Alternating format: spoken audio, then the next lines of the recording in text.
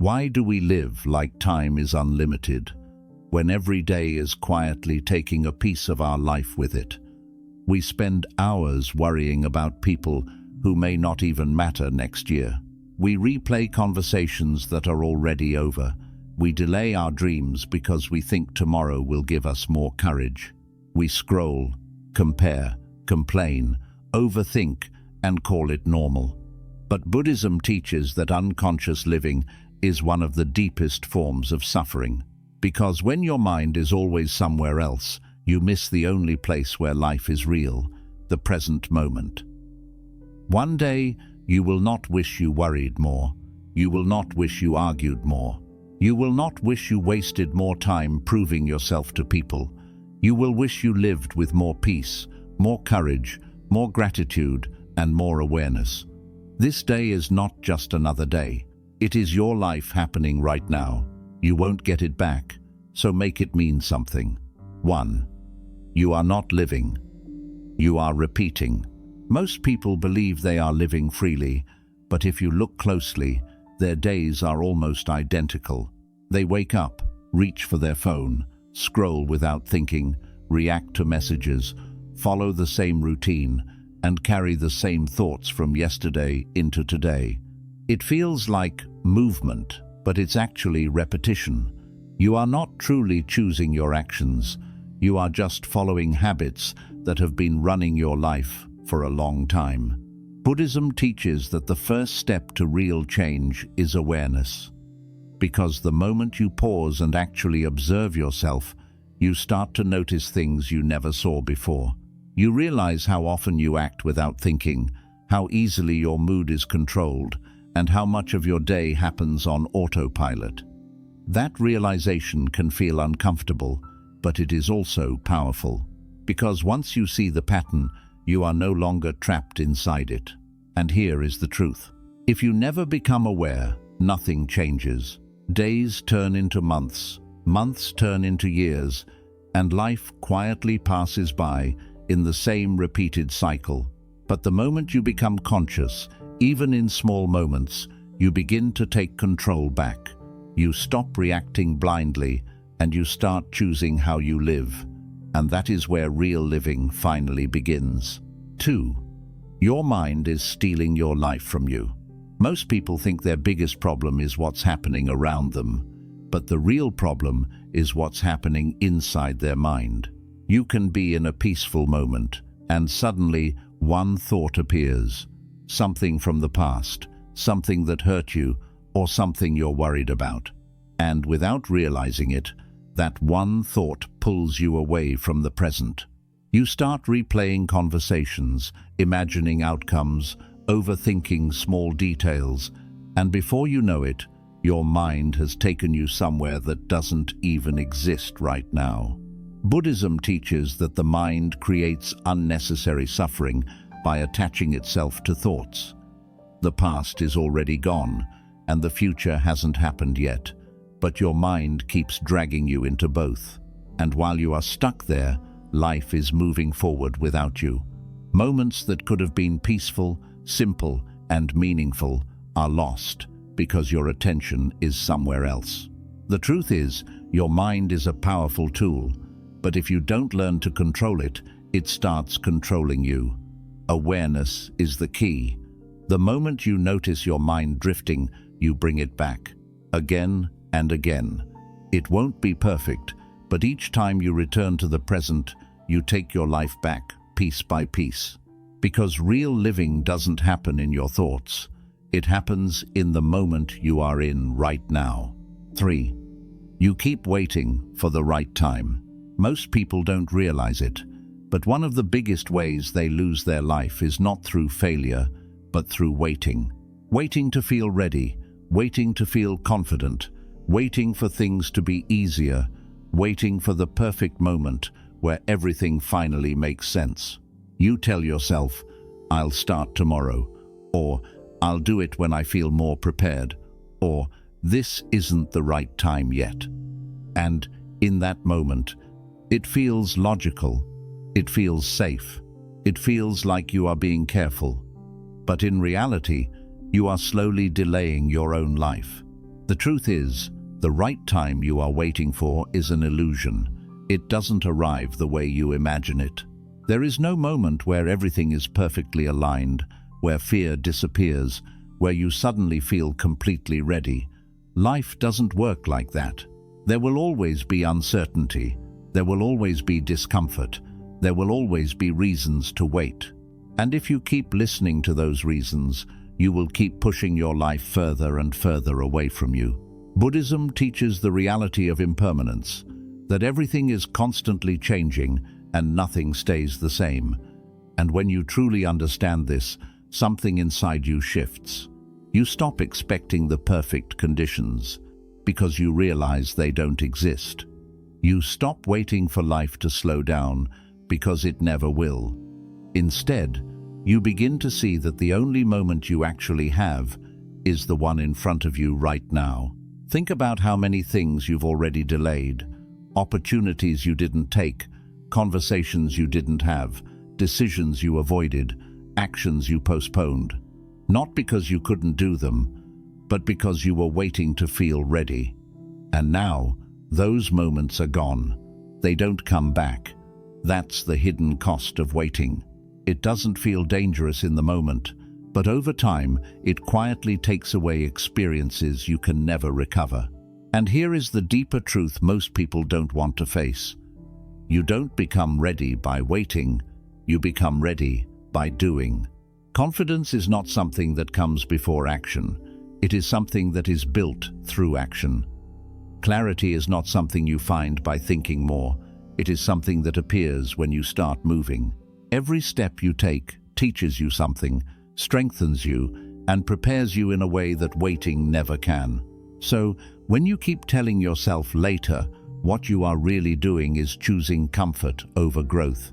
You are choosing safety over possibility. And, while that might protect you from discomfort today, it slowly creates regret tomorrow. Because one day, you will look back and realize that the life you wanted was always available to you, but you kept postponing it. The moment you stop waiting, everything changes. Not because your life suddenly becomes perfect, but because you finally start participating in it. You start taking small actions, even when you don't feel ready. You start making decisions, even when you're unsure. And in doing that, you break the cycle of delay that has been holding you back. Because in the end, the truth is simple. The right time is not something you wait for.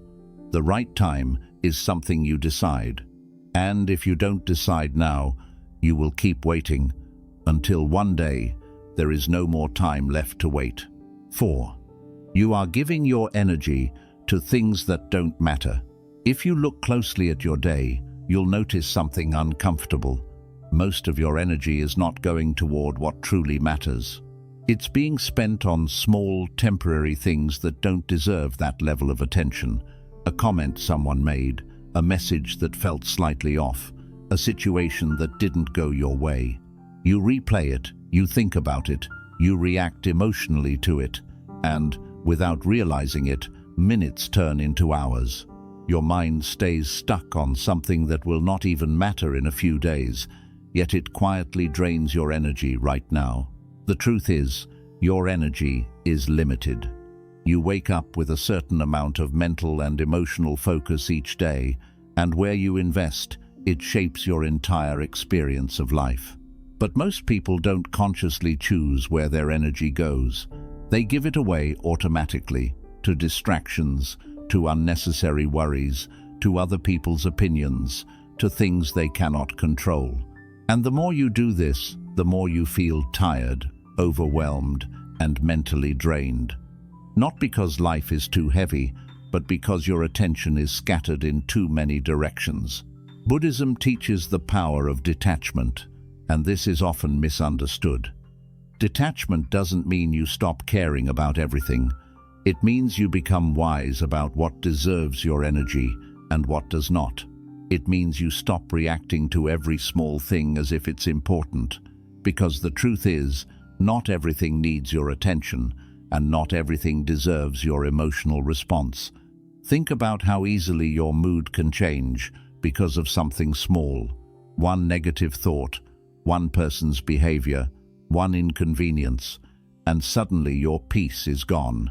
That is not because the situation is powerful, it's because you gave it power.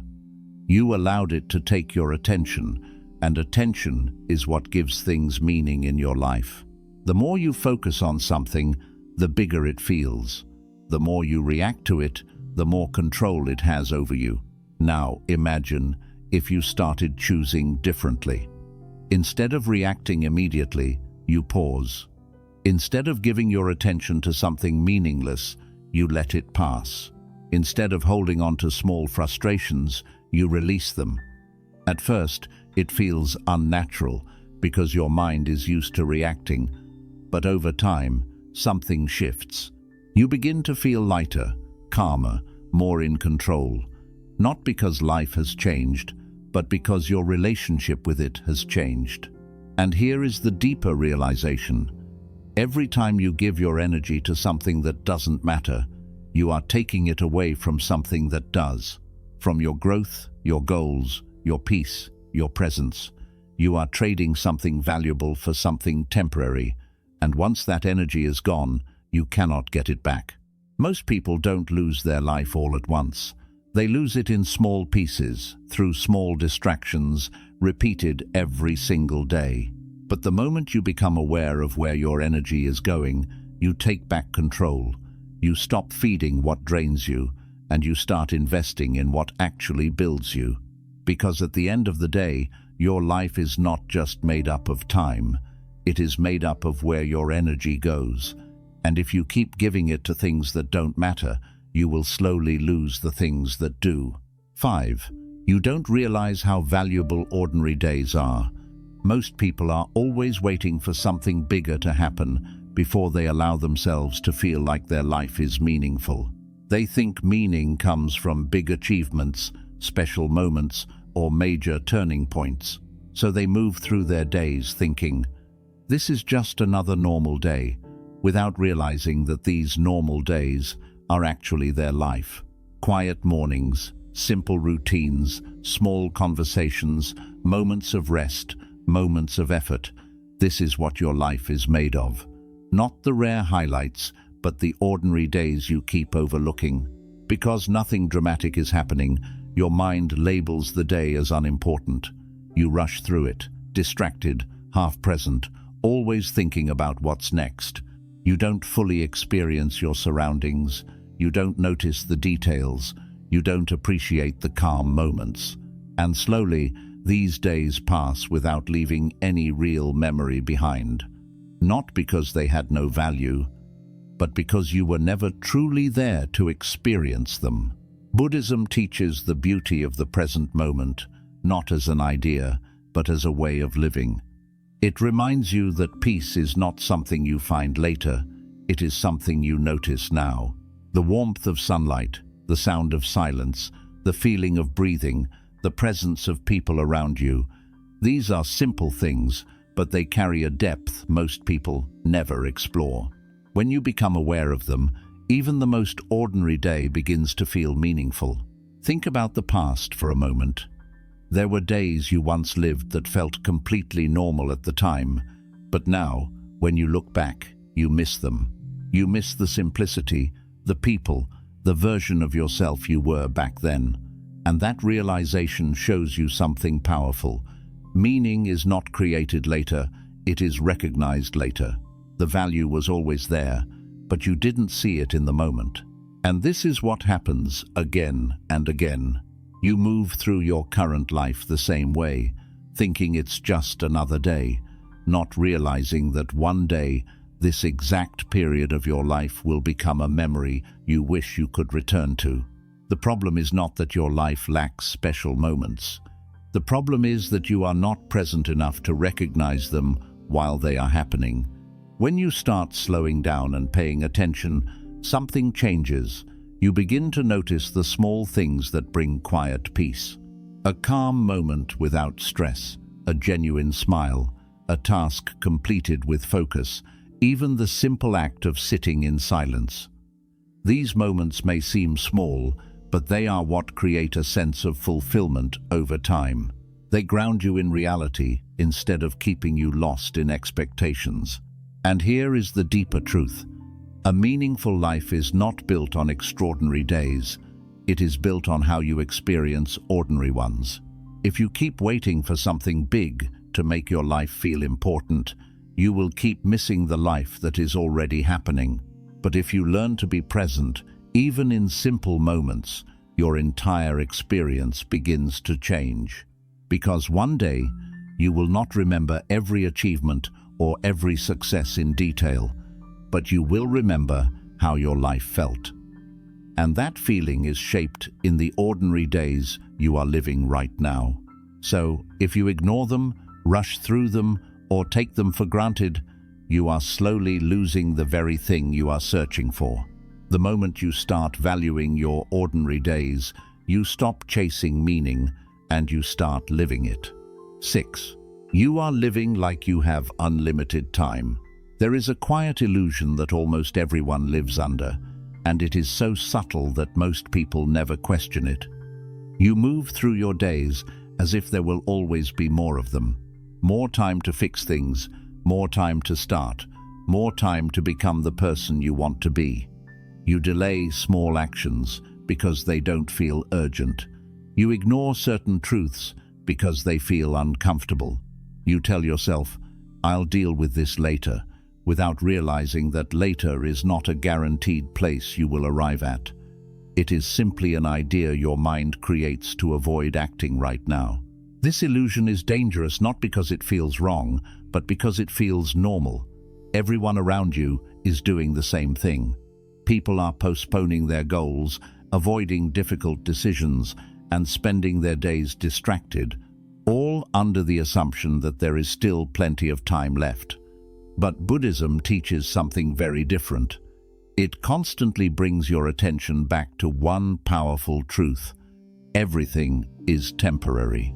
Every moment, every opportunity, every stage of your life is passing, whether you notice it or not. This is not meant to create fear, but awareness. Because the moment you truly understand that your time is limited, something inside you begins to shift. You start seeing your days differently. You begin to question how you spend your time, who you spend it with, and what you give your energy to.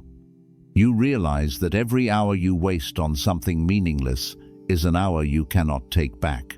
And unlike money or material things, time cannot be earned again once it is gone. Think about how easily time slips away without you even noticing. You open your phone for a few minutes, and suddenly an hour is gone. You sit down to do something important, but distractions pull you away again and again. You plan to start something meaningful, but you delay it until tomorrow.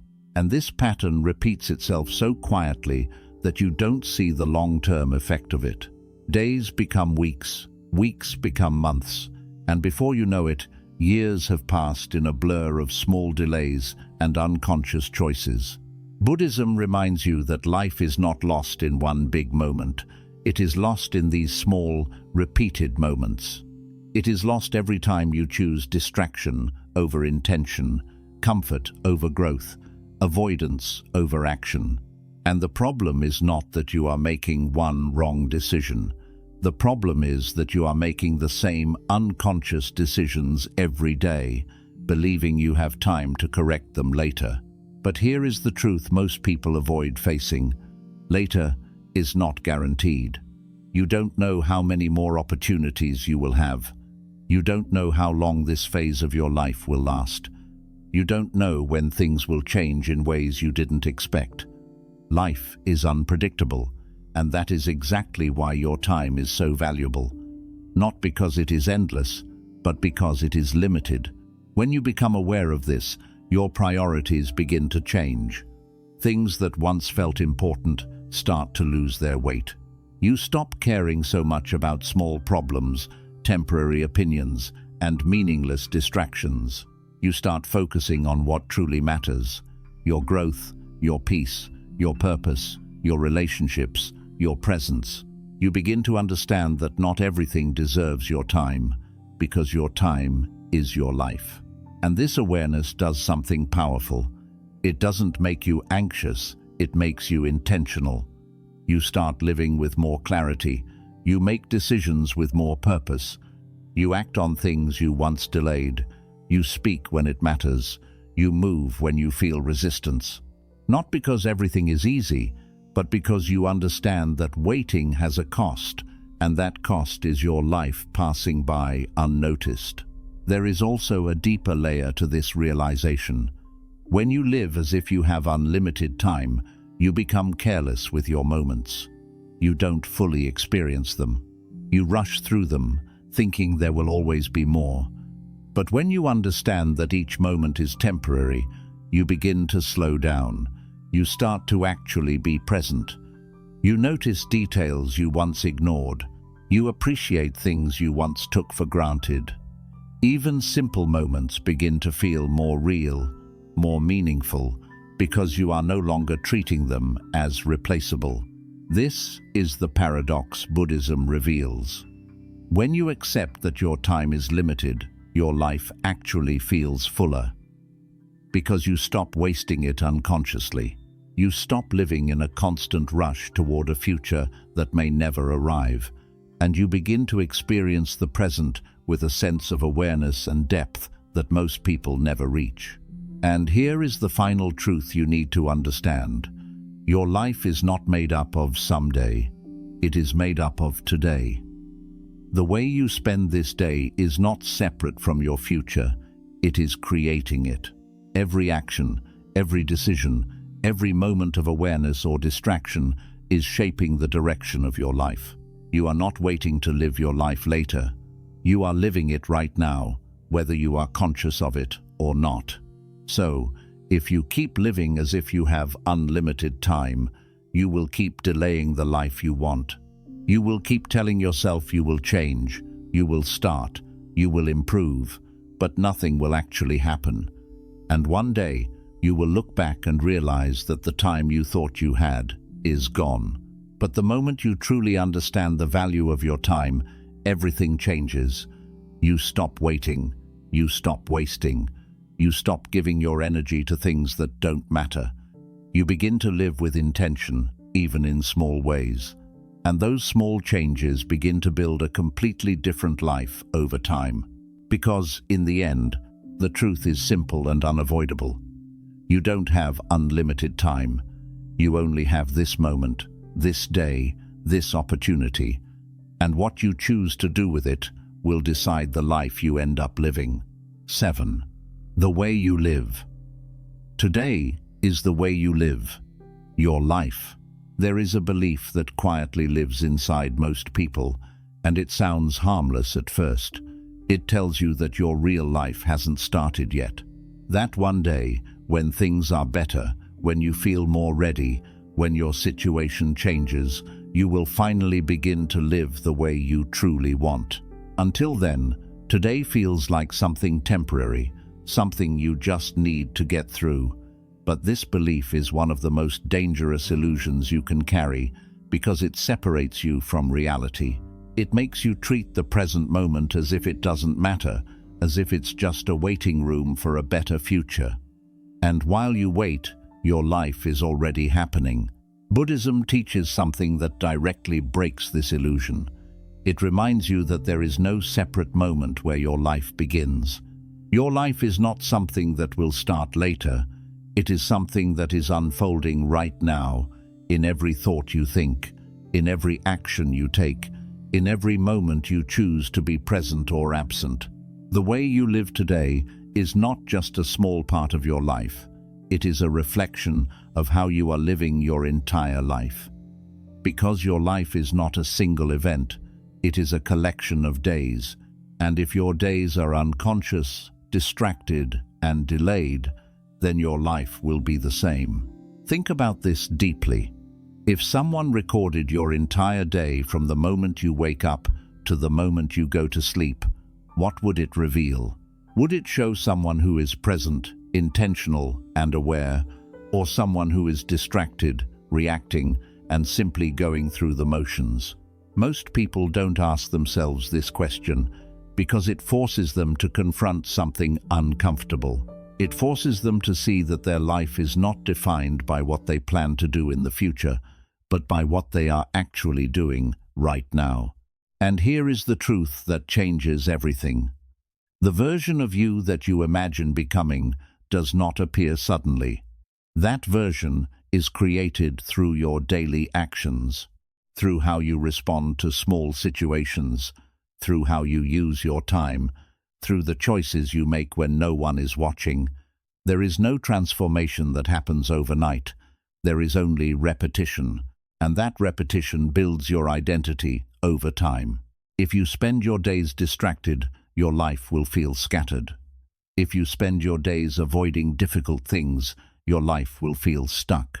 If you spend your days focused, aware, and intentional, your life will begin to move in a completely different direction. It is not about one big decision that changes everything.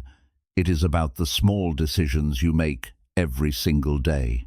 And this is where most people lose control, not because they don't know what to do, but because they underestimate the power of their daily habits. Buddhism speaks about mindfulness, not as a concept, but as a practice. It teaches you to bring your attention back to what you are doing again and again, not just in meditation, but in your everyday life. When you are eating, you are aware. When you are walking, you are aware. When you are speaking, you are aware. This may seem simple, but it has a deep effect. Because the more aware you become in your daily actions, the more control you gain over your life. You stop acting unconsciously, and you start living deliberately. Now imagine what happens when you combine this awareness with intention. Instead of waking up and immediately reacting to your day, you choose how you want to live it. You decide what matters, and you act on it, even in small ways. You give your full attention to what you are doing, instead of dividing it between distractions. You become present in moments that you used to ignore. And slowly, your days begin to feel different. Not because your external life has completely changed, but because your internal experience has become more grounded and clear. And this is where something powerful begins to happen. When you start living your days with awareness and intention, you begin to trust yourself more.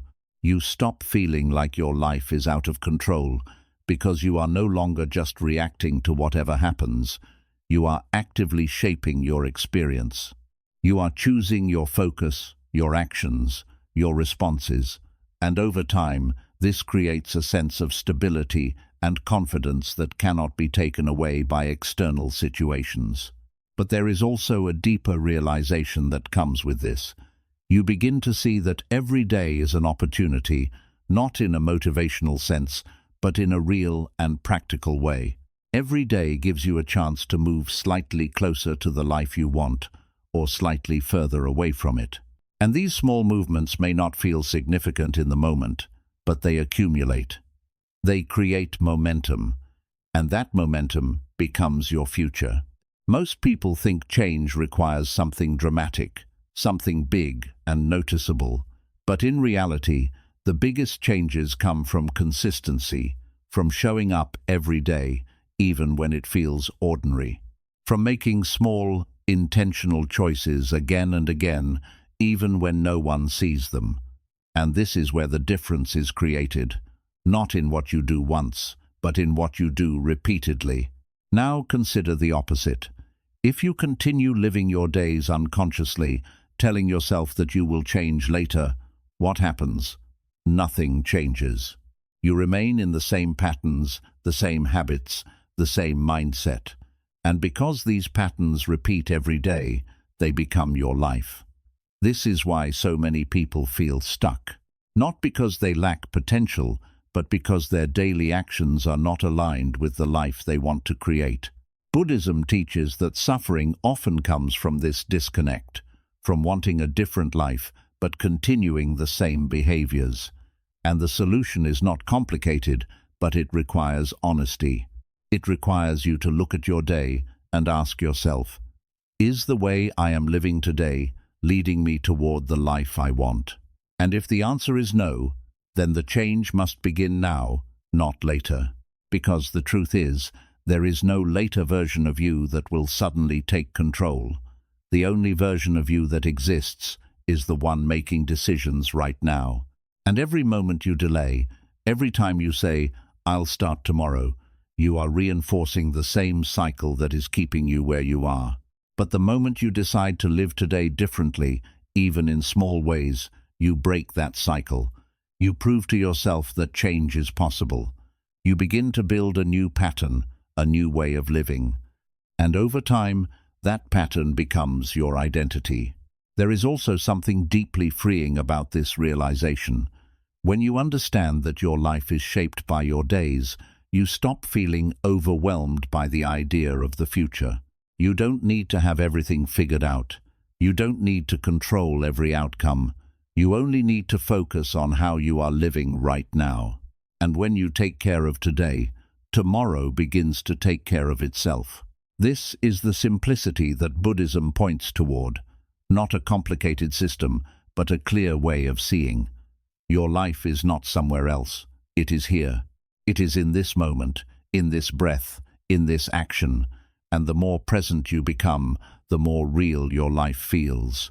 And one day, you will look back at your life as a whole, not just at the big events, but at the feeling of it, at how you spent your time, how you treated your moments, how present you were for your own experience, and that reflection will be built from the days you are living right now. So the question is not what your life will look like in the future.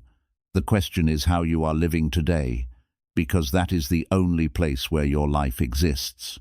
And if you change the way you live today, you change the direction of your entire life. Because in the end, it all comes back to this simple truth. The way you live this day is the way you live your life. And if you want a different life, you don't wait for it to arrive. You start living it now. 8. You keep thinking you have more time to become who you want to be. There is a quiet promise you keep making to yourself, and it sounds so harmless that you rarely question it. You tell yourself that you will change, just not today. That you will become more disciplined, more focused, more aware, but not right now.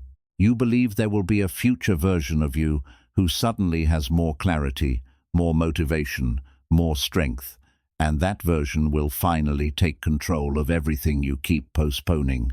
And because of that belief, you allow yourself to stay where you are, repeating the same patterns, thinking that transformation is something that will happen later. But here is the truth most people avoid. That future version of you is not separate from you. It is not someone who will appear with new energy and a completely different mindset.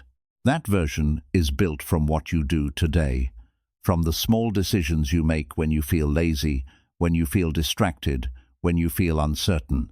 If you keep choosing comfort now, you are training your future self to do the same. If you keep delaying action now, you are teaching your future self to continue delaying. There is no sudden shift that magically happens. There is only repetition that slowly shapes who you become. Buddhism teaches that everything is a process. Nothing appears instantly. Just as a tree grows slowly from a seed, your identity is formed gradually through consistent actions. But the problem is, most people ignore the process because they are focused on the outcome. They want to become a better version of themselves, but they are not willing to live like that person today. They imagine a disciplined life, but they continue living in distraction. They imagine a peaceful mind, but they keep feeding it with chaos. And because of this disconnect, they feel stuck, not realizing that the change they are waiting for can only begin in the present. Think about how often you say, "I'll start tomorrow." It could be something simple, waking up earlier, focusing on your work, improving your habits, taking care of your health, or even just being more present in your daily life. In that moment, it feels like a small delay, something insignificant. But when this thought repeats every day, it becomes a pattern, and that pattern slowly shapes your life. Tomorrow keeps moving forward, and you keep chasing it, without ever actually arriving at the moment where you take action. This is how time quietly slips away.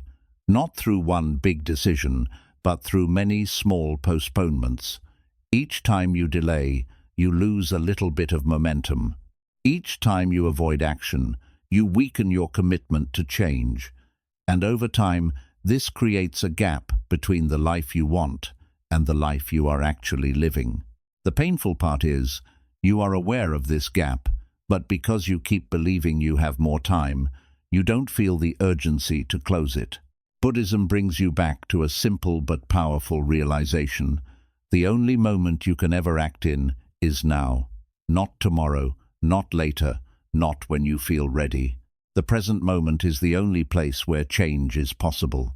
And if you keep ignoring this moment, you are ignoring the only opportunity you have to become who you want to be.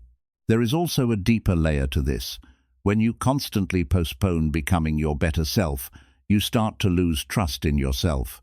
You make promises, but you don't keep them. You set intentions, but you don't follow through. And slowly, your mind begins to doubt you. It stops taking your goals seriously because it has seen the pattern too many times. This creates frustration, not because you lack potential, but because you are not aligning your actions with your intentions. Now imagine what happens when you begin to change this pattern, even in small ways. Instead of waiting for tomorrow, you take a small step today. It doesn't have to be perfect. It doesn't have to be big. It just has to be real. You act even when you don't feel ready. You move even when you feel resistance. And in that moment, something shifts. You start rebuilding trust with yourself. You prove that you are capable of change, not in theory, but in action. And this is where real transformation begins, not in a sudden burst of motivation, but in consistent, intentional action. Each small step you take becomes evidence that you are moving forward. Each decision to act instead of delay strengthens your identity. And, over time, these small actions compound into something powerful. They create momentum, and that momentum begins to carry you toward the life you once thought was far away. But if you continue waiting, nothing changes. You remain in the same place, with the same thoughts, the same habits, the same excuses. And one day, you will look back and realize that the time you thought you had to become someone better was already being used to stay the same. That realization is heavy, not because you failed, but because you had the opportunity all along and didn't take it. Buddhism does not ask you to become perfect overnight. It simply asks you to become aware and to act with intention, to stop living in the illusion of future change and to start living the change in the present. Because every moment you choose to act differently, you are shaping your future, and every moment you delay, you are reinforcing your past. There is no perfect time to begin. There is no moment where everything feels easy and clear. There is only this moment, with all its uncertainty and imperfection, and that is enough. Because real growth does not come from waiting for ideal conditions. It comes from acting despite imperfect ones. So if you keep telling yourself that you have more time to become who you want to be, understand what that really means. It means you are choosing to stay where you are. It means you are postponing your own growth. It means you are giving away the only moment where change is possible. But the moment you stop waiting, everything begins to shift. You take responsibility for your life. You stop expecting your future to be different, and you start making it different. You begin to live in a way that aligns with the person you want to become, even if it's uncomfortable, even if it's difficult. Because in the end, the truth is simple. You don't become who you want to be later. You become them through what you do right now. And if you truly understand that, you will stop waiting. And you will start becoming. 9. You are letting small moments decide the direction of your entire life. There is something very subtle happening in your life every single day, and because it feels small, you don't pay attention to it. You think your life will be shaped by big decisions, big opportunities, big turning points. You imagine that one day something major will happen that will change everything.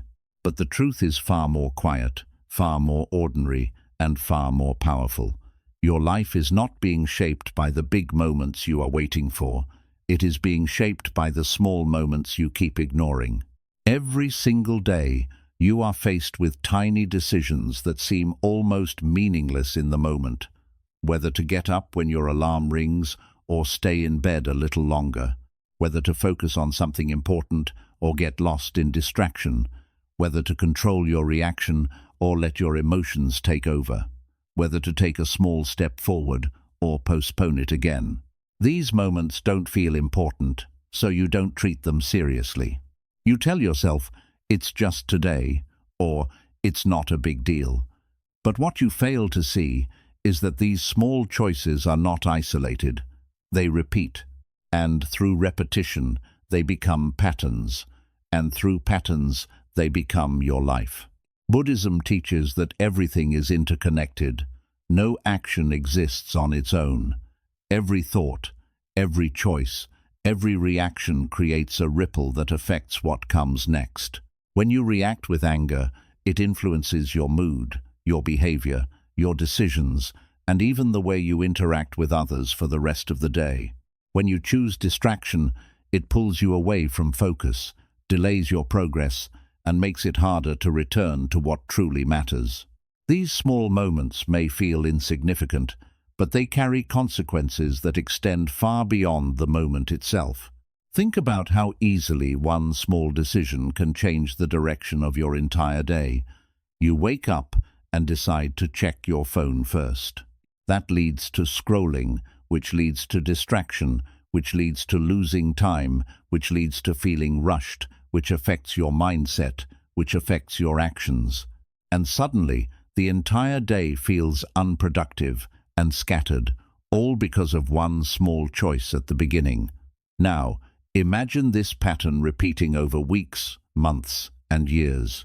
That one small choice, repeated consistently, shapes the direction of your life. This is why awareness is so important. Because without it, you continue making these small decisions unconsciously. You don't question them. You don't pause to consider their impact. You simply follow the easiest path in the moment, not realizing that the easiest path often leads to the same place you have always been. Buddhism calls this unconscious living, a state where you are not truly choosing your actions, but are instead being driven by habits, impulses, and automatic reactions. And here is the deeper truth that most people never fully accept. You don't need a big opportunity to change your life. You need to change the small moments, because those moments are always available to you. You may not have control over everything that happens in your life, but you always have control over how you respond in the present moment. And that response, repeated over time, becomes your direction. The problem is, most people underestimate these small moments because they don't see immediate results. When you choose to focus instead of getting distracted, nothing dramatic happens right away. When you control your reaction instead of reacting emotionally, it doesn't feel like a major victory. When you take a small step forward instead of delaying, it doesn't feel like a big achievement. And because the results are not immediate, you don't value the action. You don't realize that you are building something slowly, something that will only reveal itself over time.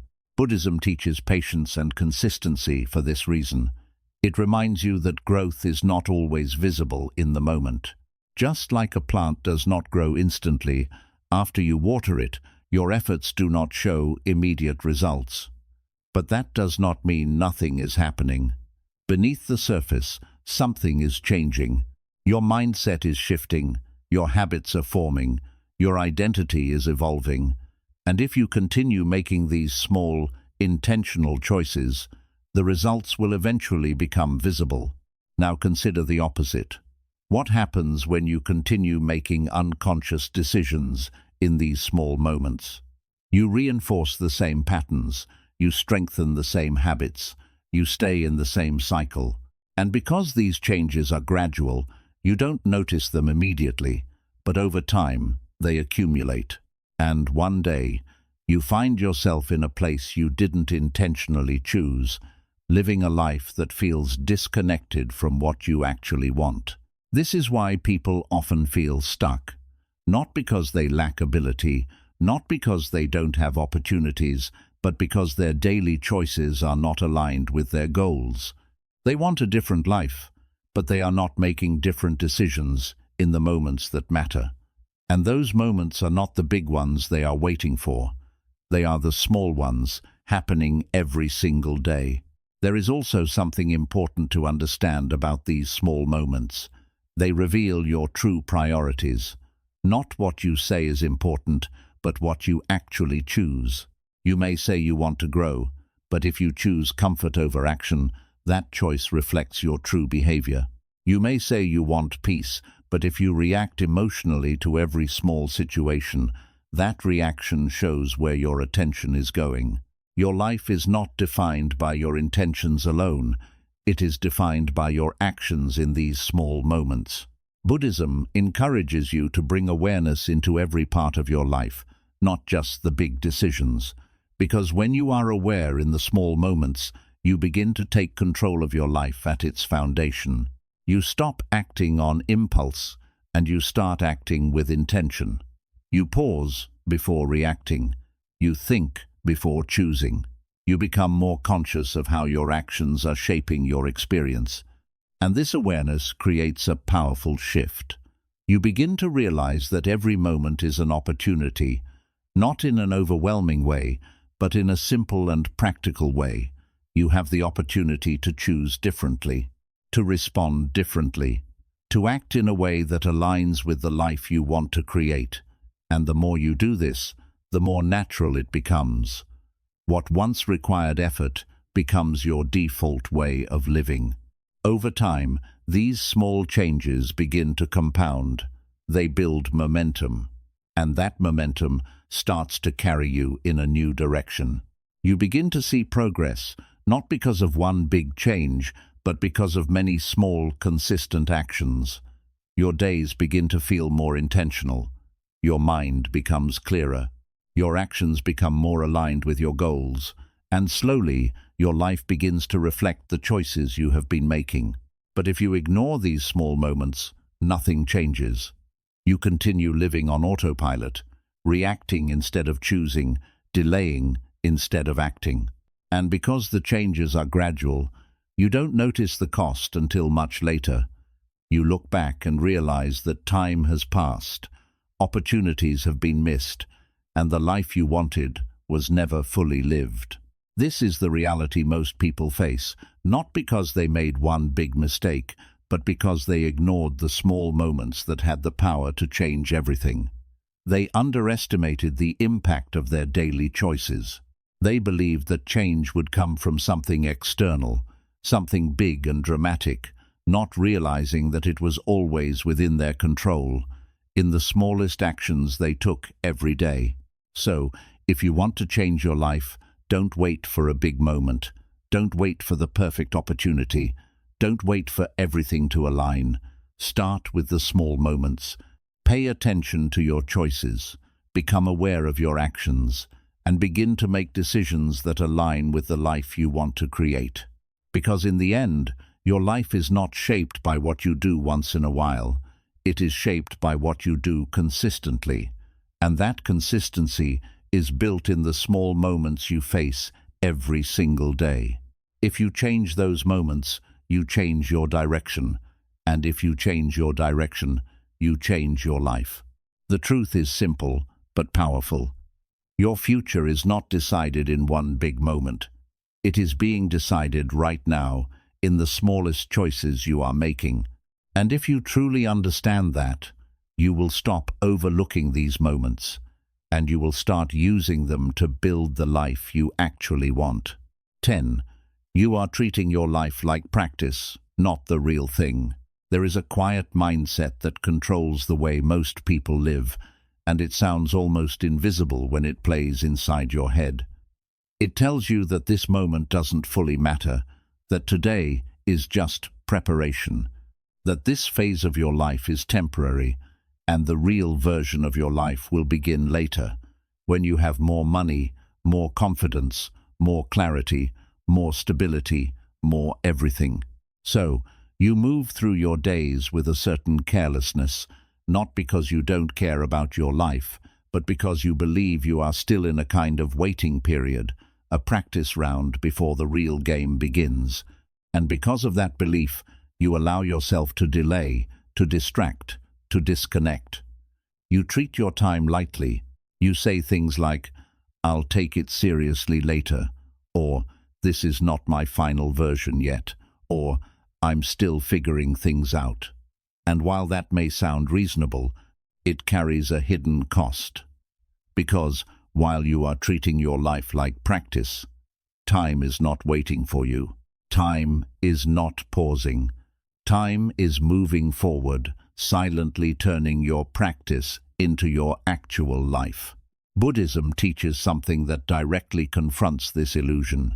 It reminds you that there is no rehearsal for life.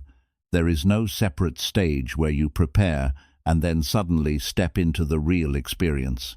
This is the experience, this moment, this day, this version of you. It is already real, and the way you treat it determines the quality of your life as a whole.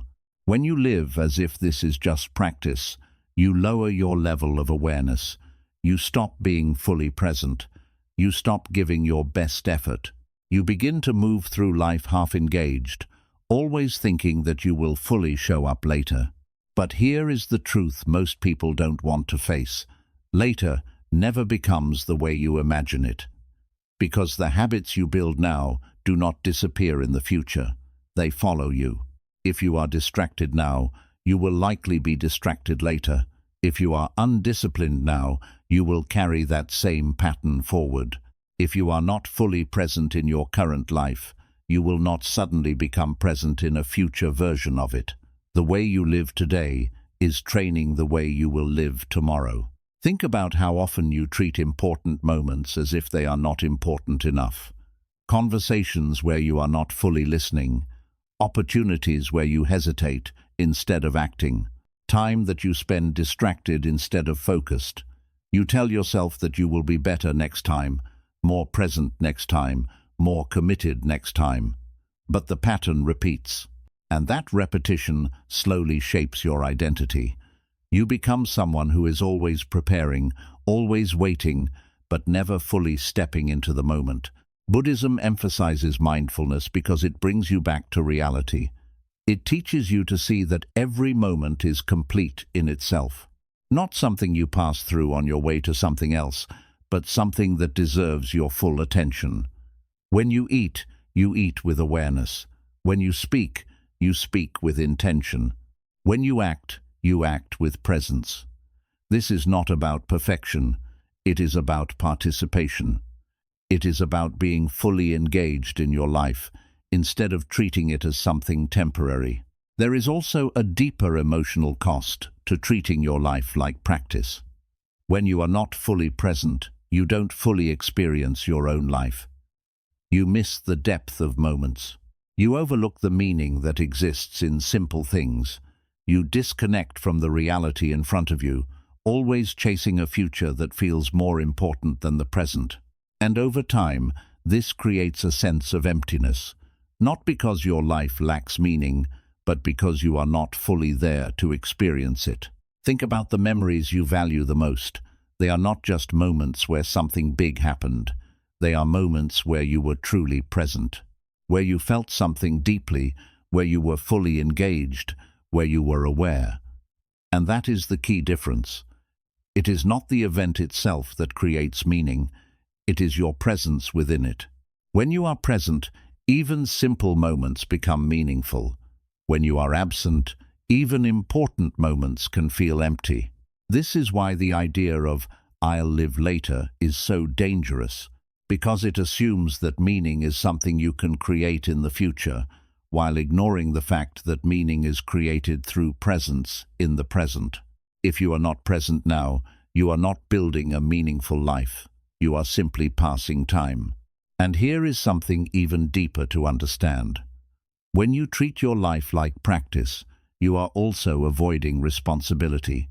Because if this is just practice, then your actions don't fully count.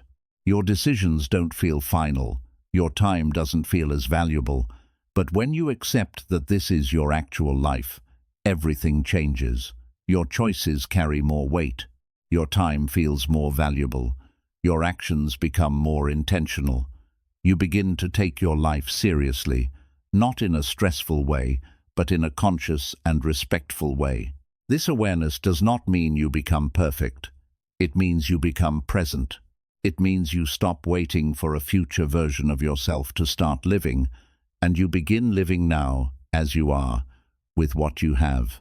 It means you bring more attention to your actions, more care to your decisions, more awareness to your time. And when you begin to live this way, something shifts inside you.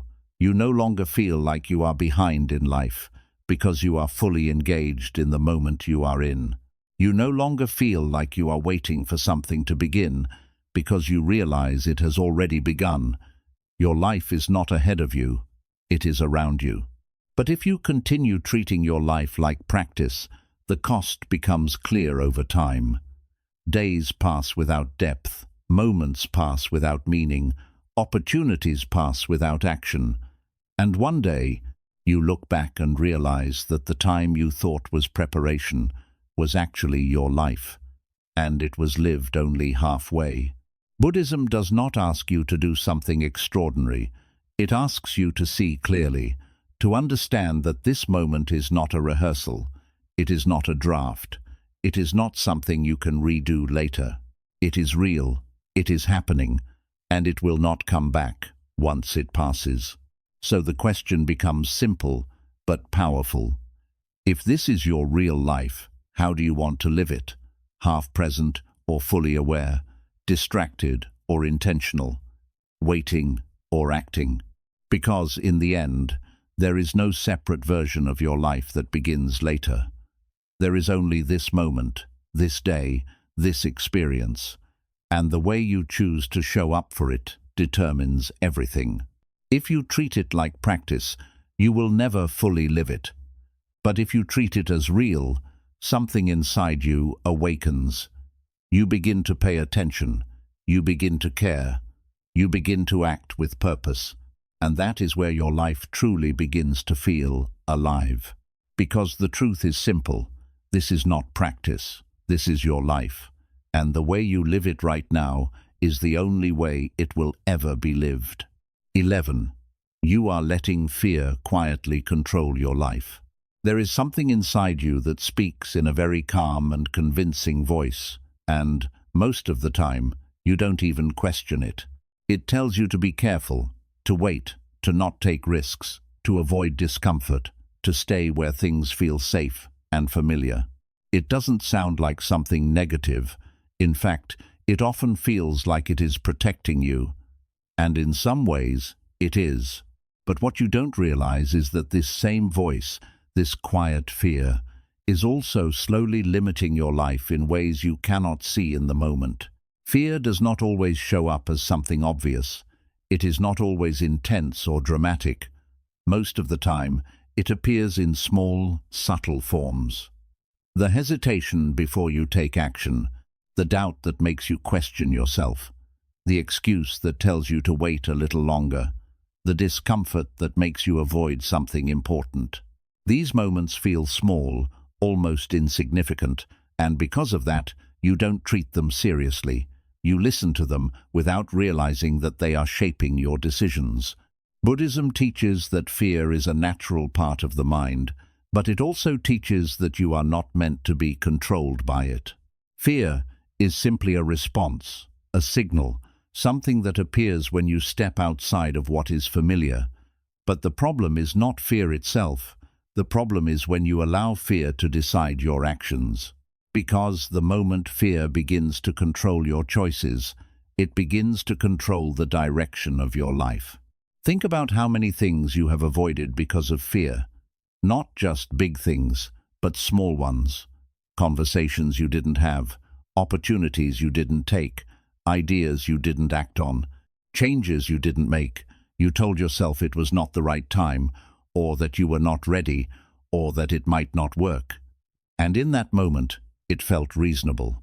But what was really happening was that fear was quietly guiding your decision. And here is the deeper truth. Every time you choose comfort over action, you strengthen that pattern.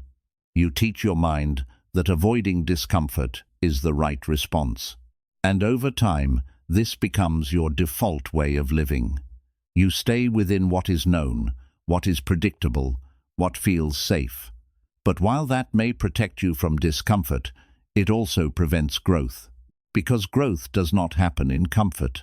It happens when you step into uncertainty, when you face something new, when you move forward despite not feeling ready. Buddhism emphasizes awareness because it allows you to see this pattern clearly. The moment you become aware of fear, you create a gap between the feeling and your response. Instead of reacting automatically, you pause. You observe the fear without immediately obeying it, and in that pause, you gain the ability to choose differently. You realize that fear is just a feeling, not a command you must follow. This does not mean fear disappears. It means your relationship with it changes. You stop seeing it as something that controls you, and you start seeing it as something you can move through. And this is where real change begins. Not when fear is gone, but when you act despite it being there. Now, imagine what happens when you begin to face these small moments of fear instead of avoiding them. You take action even when you feel uncertain. You speak even when you feel uncomfortable. You move forward even when you don't feel fully ready. At first, it feels difficult. Your mind resists. It tries to pull you back into what is familiar. But each time you act despite fear, something shifts. You build confidence, not because fear disappears, but because you prove to yourself that you can move forward anyway. And this is the key difference between people who feel stuck and people who grow. It is not that one group has no fear. It is that one group allows fear to stop them while the other learns to move through it. Over time, this creates completely different lives. One remains limited, controlled by hesitation and avoidance. The other expands, shaped by action and experience. There is also something important to understand about fear. It often exaggerates the risk of action while ignoring the cost of inaction. It makes you believe that trying something new is dangerous, that stepping out of your comfort zone is risky, but it rarely shows you what happens if you don't act. It doesn't show you the regret that builds over time. It doesn't show you the opportunities you miss. It doesn't show you the life you could have lived if you had taken those steps. And that is the real cost of fear. Not the discomfort you feel in the moment, but the life you slowly give up by avoiding it. Because every time you let fear decide your actions, you move further away from your potential. You stay within limits that were never meant to define you.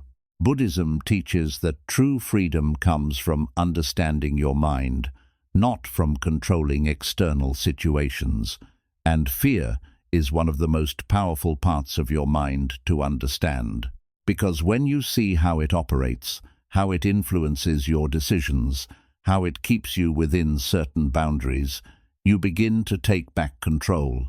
You realize that you don't need to eliminate fear to live fully. You only need to stop letting it lead your actions. There is a moment in every decision where you have a choice. A moment where you can either follow fear or move beyond it. Most people don't notice this moment because it happens quickly. But the more aware you become, the more you begin to see it. And in that moment, you decide the direction of your life. Not in one big decision, but in many small ones. When you consistently choose to act despite fear, you create a new pattern. You become someone who moves forward even when it feels uncomfortable. You become someone who does not wait for perfect confidence, but builds confidence through action. And over time, this changes how you experience life. You feel more capable, more open, more engaged. Not because life has become easier, but because you are no longer limited by the same fears. But if you continue letting fear control your actions, the pattern remains the same. You stay in the same place, repeating the same behaviors, wondering why things are not changing. And the answer is not complicated. It is simply that your actions are being guided by avoidance instead of intention. So, if you want to live differently, you must begin by noticing where fear is controlling you. Not in a harsh or judgmental way, but in an honest way. Where are you holding back? Where are you avoiding action? Where are you choosing comfort over growth? These are the places where change begins. And then, step by step, begin to act differently. Not all at once, not perfectly, but consistently. Each small action becomes a shift. Each moment of courage becomes a step forward. And over time, these steps create a completely different path. Because in the end, fear will always exist. It is part of being human, but it does not have to control you. The moment you stop letting it decide your actions, you begin to take your life back. And that is where real freedom begins. 12. You are living without awareness of the end, and that is why you waste the present. There is one truth that exists in every human life, and yet it is the one truth most people avoid thinking about. Not because it is complicated, but because it feels uncomfortable. That truth is simple. Your life will end, not someday, in a distant, abstract way, but in a real, unavoidable way. And the moment you begin to understand this, not just intellectually, but deeply, something inside you starts to change. Because suddenly, time is no longer something you assume, it becomes something you feel. Most people live as if this truth does not exist. They move through their days distracted, worried about small things, delaying what matters, holding on to unnecessary stress, acting as if there will always be more time to fix everything later. And because they are not aware of the end, they don't fully value the present. They treat their days casually, as if they are replaceable. But the reality is, every day you live is one less day you have. Buddhism does not bring this idea to create fear, it brings it to create clarity. It teaches impermanence, the understanding that everything you experience is temporary. Your emotions, your problems, your successes, your relationships, even your own life, all of it is passing. And when you truly accept this, your perspective shifts. You stop holding on to things that don't matter. You stop wasting energy on situations that will fade. You begin to see what is truly important, not based on what feels urgent, but based on what actually has meaning.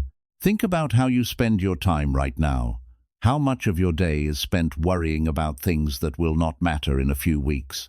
How much time do you spend overthinking situations that are already in the past? How often do you delay doing something meaningful because you assume there will be another chance? These patterns feel normal, but they are built on the assumption that your time is unlimited. And that assumption is what leads you to waste the present moment. When you avoid thinking about the end, you lose the sense of urgency that gives life its depth. You begin to live in a passive way, letting days pass without intention. But when you become aware that your time is limited, something powerful happens. You start asking different questions. Instead of, "What do I feel like doing?" you begin to ask, "What actually matters?" Instead of, "I'll do it later," you begin to ask, "Why not now?" Instead of focusing on what is easy, you begin to focus on what is meaningful. Buddhism encourages a practice known as mindfulness of death, not as a dark or negative idea, but as a way to wake yourself up. When you remember that your life is temporary, you stop taking it for granted. You stop assuming that tomorrow will always come. And because of that, you begin to treat today differently. You become more present, more intentional, more aware of how you are living. There is also a deeper emotional shift that comes from this awareness. Many of the things that once felt heavy begin to lose their weight. arguments, opinions, small problems. They no longer feel as important when you see them in the context of your entire life. You realize how much energy you have been giving to things that do not truly matter, and that realization frees you. It allows you to let go more easily. It allows you to focus on what brings real value to your life. At the same time, this awareness brings a greater appreciation for what you already have. The people in your life, the moments you experience, even the simple act of being alive, all of it begins to feel more meaningful when you understand that it is temporary. You stop looking at your life as something ordinary, and you begin to see it as something limited and valuable. And that shift changes how you experience everything. But most people avoid this awareness because it feels uncomfortable. They don't want to think about the end, so they distract themselves. They stay busy, they stay entertained, they stay focused on small things, anything to avoid facing the reality of time passing. And while that may provide temporary comfort, it comes at a cost. Because, by avoiding the truth, they also avoid the clarity that comes with it. Without this clarity, it is easy to waste your life without realizing it. Days blend together, time passes unnoticed, and before you know it, years have gone by. Not because you made one big mistake, but because you were not fully aware of how you were living. You were not present. You were not intentional. You were simply moving through time without truly experiencing it. Buddhism offers a different way of living. It invites you to face reality, not to create fear, but to create awareness, to see that your time is limited, and because of that, it is valuable. To understand that every moment is an opportunity, not in a pressured way, but in a meaningful way. You don't need to do everything perfectly. You don't need to achieve something extraordinary. You simply need to be present, to be aware, to live your moments fully. And when you begin to live with this awareness, your priorities change. You stop wasting time on things that don't matter. You stop holding on to unnecessary negativity. You stop delaying what is important.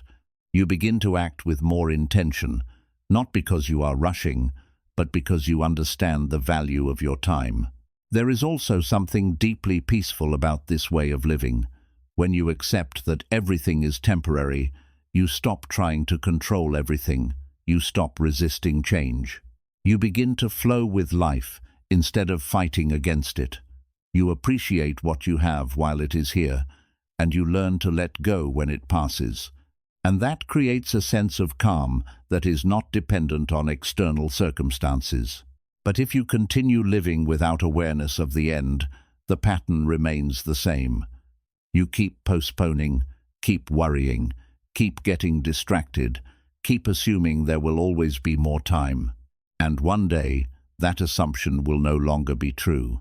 One day, you will reach a point where you look back and realize how much time has passed, how many moments you didn't fully experience, how many things you delayed that you never returned to. And that realization can be heavy, not because life was unfair, but because you were not fully present for it, because you treated your time as something unlimited when it was always limited. So the question is not meant to scare you, but to wake you up. If your time is limited, how do you want to live? What truly matters to you? What are you delaying that you could begin today? What are you holding on to that you could let go of? Because in the end, the truth is simple. Your life is not measured by how long it is, but by how fully you live it. And you cannot live fully if you are not aware of its limits. The moment you accept that your life will end, you begin to truly live it. You stop wasting the present. You stop treating your days casually.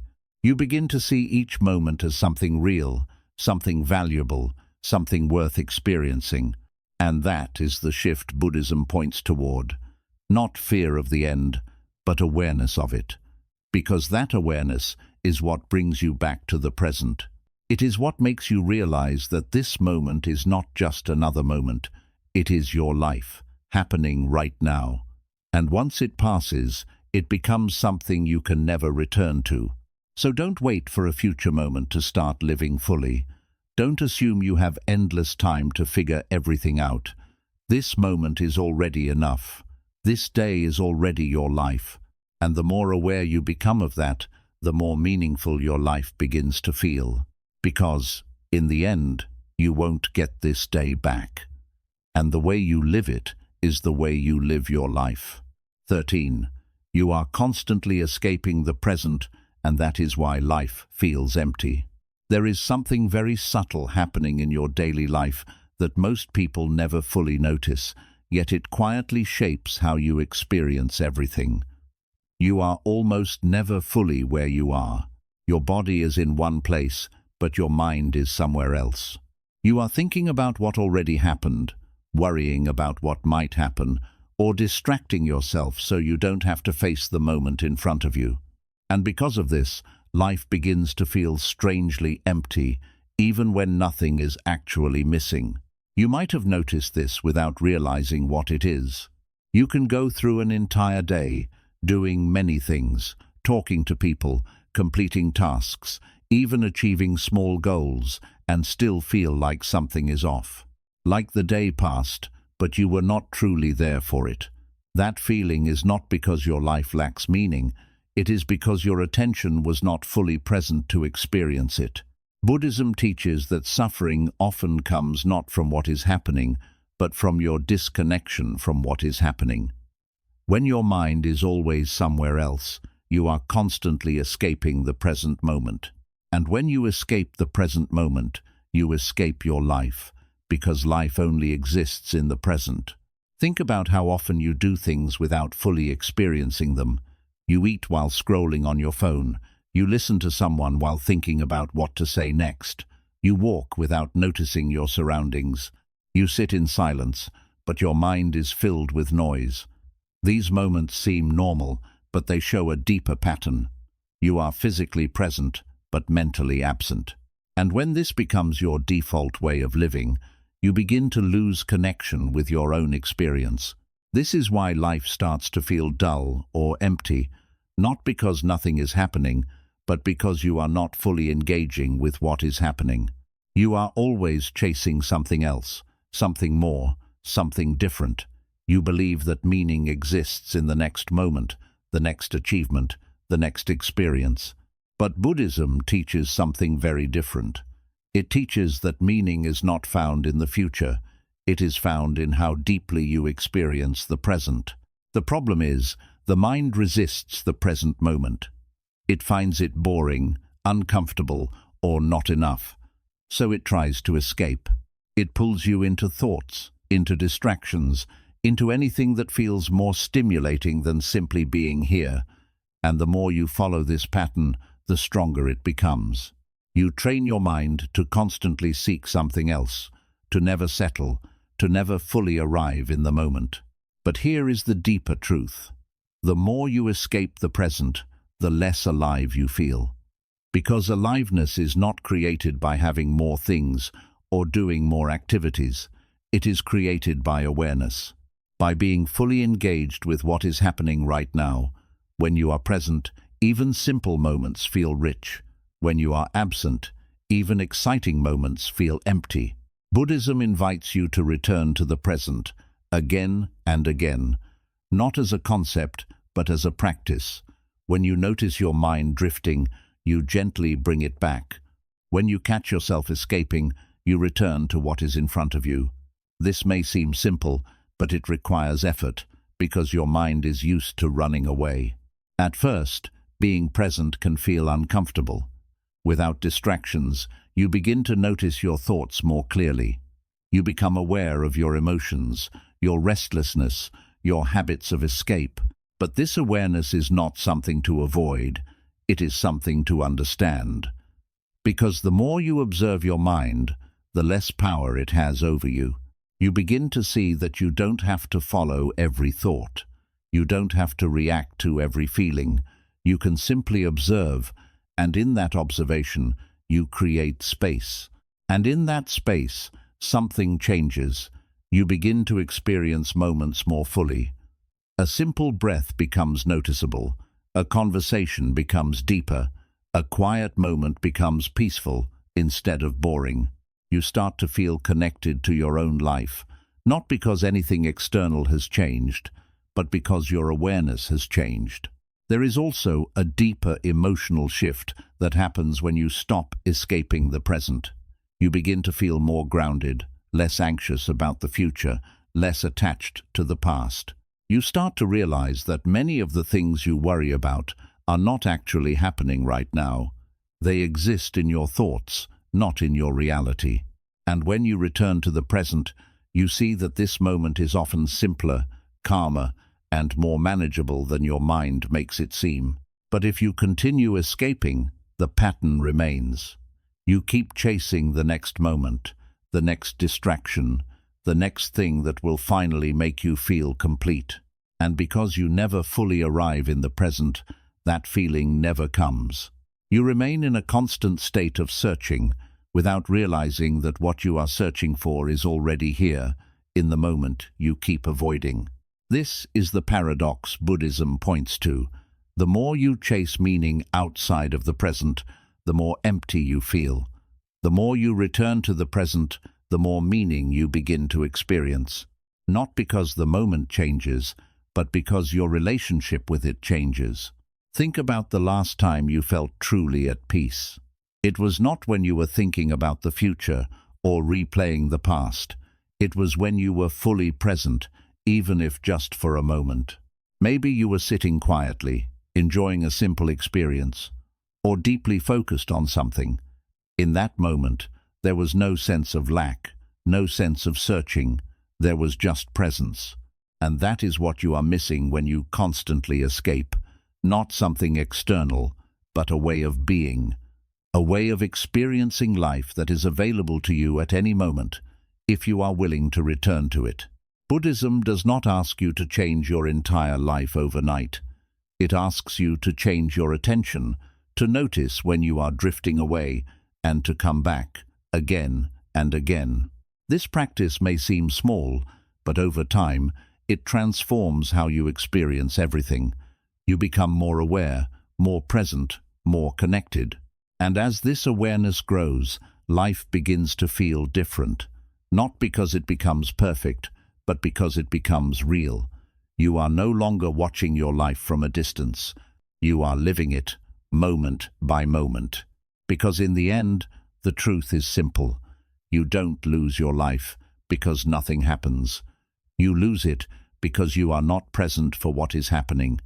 And the more you escape the present, the more life slips through your hands without being fully experienced. But the moment you return, everything begins to shift. You start to see, to feel, to experience your life in a deeper way. You realize that meaning was never something you had to find. It was something you had to be present for. So stop running, stop escaping, stop waiting for something else to make your life feel real. This moment is already real. This day is already your life. And the more present you become, the more alive you will feel. Because in the end, life is not happening somewhere else. It is happening here. And if you are not here for it, you are missing the only place where your life truly exists. 14. You are ignoring the quiet signals that your life needs to change. There is something happening inside you almost every day, but because it is not loud, dramatic, or urgent, you keep overlooking it. It is not a crisis, not a breakdown, not something that forces you to stop everything and pay attention. It is something quieter than that. A feeling that something is off. A sense of restlessness that you cannot fully explain. A small voice that tells you this is not how you truly want to live, and instead of listening to it, you push it aside. You distract yourself, you stay busy, you tell yourself it is not important. But that quiet signal does not disappear. It stays with you, waiting for the moment you are finally willing to listen. Most people think change comes from big moments, from obvious signs that something must be different. But the truth is, life rarely speaks to you that way. It speaks in small signals. In the moments when you feel disconnected from what you are doing, in the moments when your energy feels drained for no clear reason, in the moments when you realize you are repeating the same patterns, even though you know they are not leading you anywhere meaningful, these are not random feelings, they are messages. But because they are uncomfortable, you ignore them. Buddhism teaches that awareness is not only about observing the external world, it is about observing yourself, your thoughts, your emotions, your patterns. And when you begin to observe yourself honestly, you start to notice these signals more clearly. You begin to see that your discomfort is not something to avoid, it is something to understand. It is pointing you towards something that needs attention. Think about how often you feel a sense of resistance in your daily life. Not just when things are difficult, but even when things are easy. A lack of motivation, a feeling of emptiness, a sense that you are going through the motions without real purpose. These feelings are not signs that something is wrong with you. They are signs that something in your life is out of alignment. But instead of exploring them, most people try to escape them. They distract themselves with entertainment, with social media, with anything that takes their attention away from that inner discomfort. And in the moment, this works. The feeling fades, your attention shifts, and you move on. But the underlying issue remains, and because it is not addressed, it begins to grow. Slowly, quietly, without urgency. Days pass, weeks pass, and that same feeling returns again and again. Not because it wants to disturb you, but because it is asking to be understood. Buddhism encourages you to sit with these feelings instead of running from them, to observe them without immediately trying to fix or escape them. Because when you do this, you begin to see what they are actually telling you. You realize that your restlessness is not random, it is connected to how you are living. Your lack of energy is not just fatigue, it is a response to how you are using your time. Your sense of emptiness is not a flaw, it is a reflection of where your attention is going. There is a deeper truth hidden in these signals. They show you the gap between the life you are living and the life you want to live. And that gap is not created by one big decision. It is created by small, repeated patterns. The things you do every day, the habits you follow, the choices you make without thinking. Over time, these patterns shape your life, and when they are not aligned with what truly matters to you, you begin to feel it. But most people avoid facing this gap because it requires honesty. It requires you to admit that certain things need to change, that some habits are not serving you, that some parts of your life are not leading you where you want to go, and that realization can feel uncomfortable because it challenges the way you have been living. So instead of facing it, you delay it. You tell yourself you will deal with it later, when you have more time, more clarity, more motivation. But here is the truth. Those quiet signals are not something you can ignore forever. The longer you avoid them, the stronger they become. What starts as a small feeling of discomfort can turn into frustration, then into dissatisfaction, and eventually into a sense of being stuck. And at that point, the change you avoided becomes something you can no longer ignore. Buddhism teaches that it is better to listen early while the signals are still quiet, because at that stage, change is easier. You can make small adjustments instead of waiting for a bigger disruption. You can shift your habits, your focus, your priorities in a gradual way. But if you keep ignoring the signals, life will eventually force you to pay attention, and those moments are often more difficult, because they come with consequences you could have avoided. There is also something important to understand about these signals. They are not telling you to change everything at once. They are guiding you step by step. They show you where to begin. Maybe it is how you spend your mornings. Maybe it is how much time you give to distractions. Maybe it is how you respond to certain situations. The changes may seem small, but they are significant, because they address the root of the discomfort, not just the surface. When you begin to listen and act on these signals, something shifts inside you. You start to feel more aligned, more connected to your actions. Your energy begins to change, not because your life has become perfect, but because you are no longer ignoring what needs your attention. You are responding to it. You are making choices that reflect what truly matters to you, and this creates a sense of clarity that most people are searching for. Not because you have all the answers, but because you are no longer avoiding the questions. You are facing your life honestly, moment by moment. And that honesty allows you to grow in a way that feels real and sustainable. But if you continue to ignore these quiet signals, the pattern remains the same. You stay in the same habits, the same routines, the same mindset.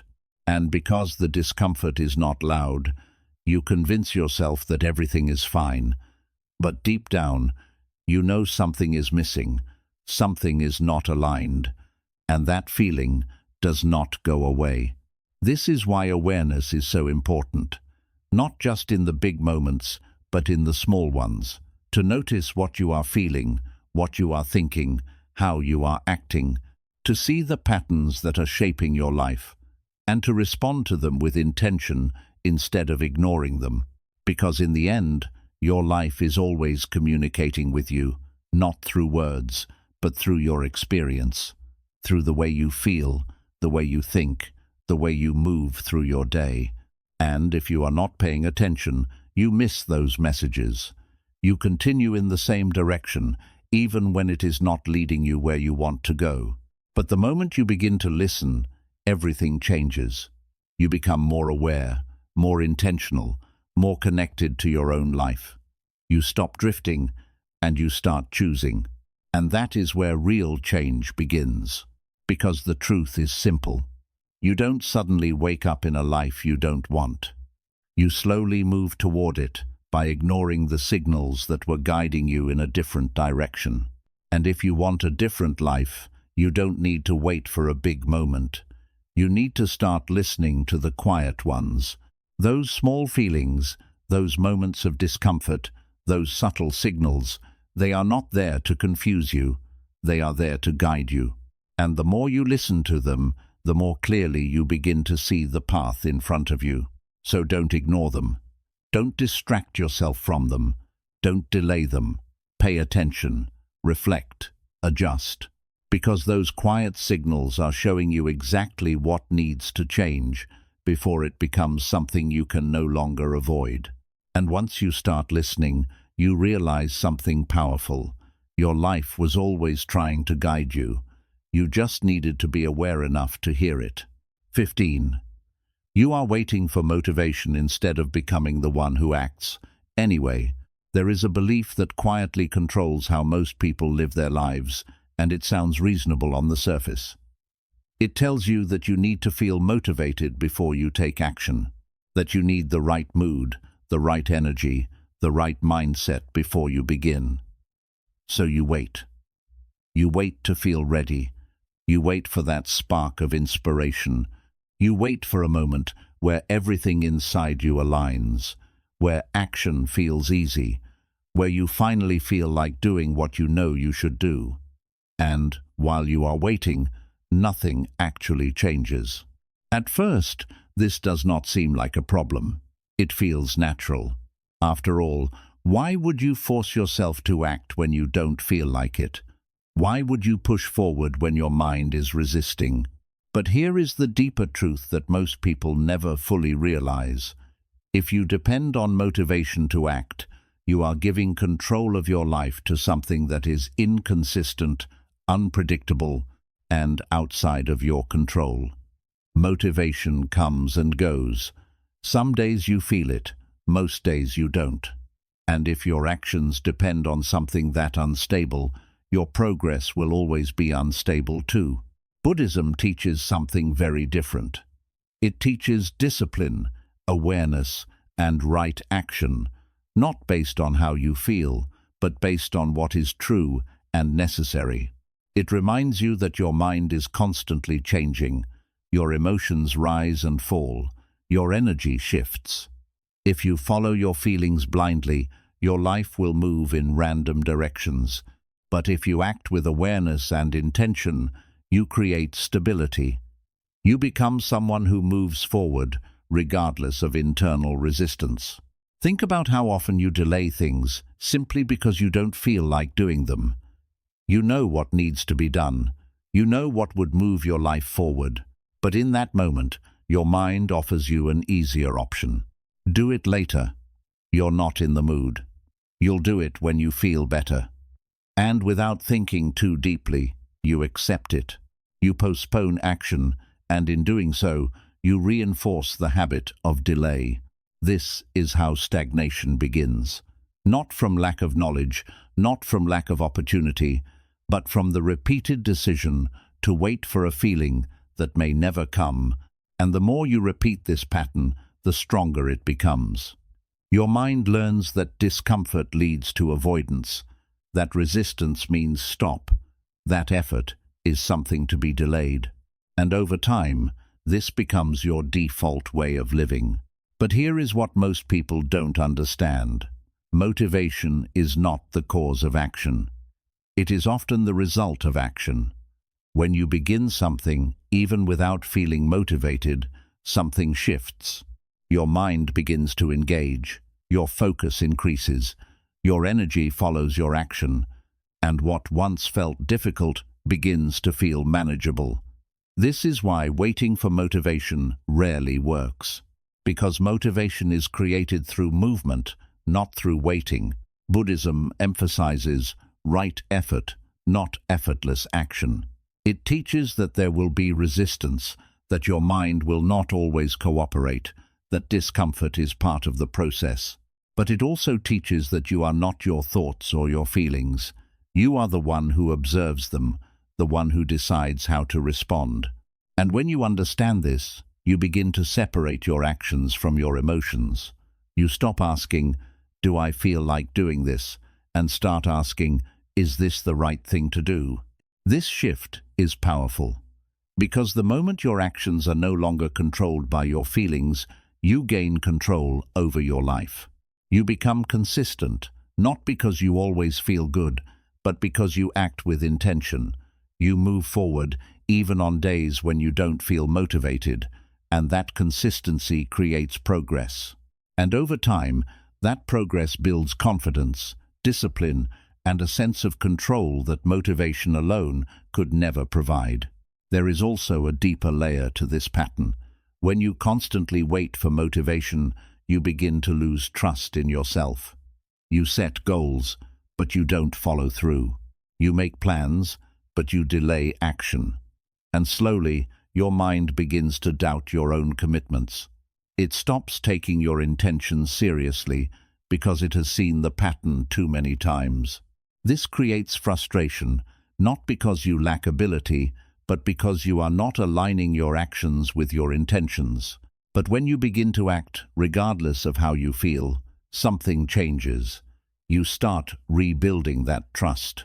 Each time you follow through, even in a small way, you prove to yourself that you can rely on your actions, not just your emotions. And this creates a sense of internal stability. You no longer feel dependent on motivation. You feel capable of moving forward, even when things are not perfect. Buddhism teaches that discipline is a form of freedom, not because it restricts you, but because it frees you from the constant ups and downs of your mind. When you are disciplined, you are not controlled by every thought or feeling that arises. You have direction, you have clarity, you know what needs to be done, and you do it, regardless of temporary resistance. Now imagine what happens when you live this way consistently.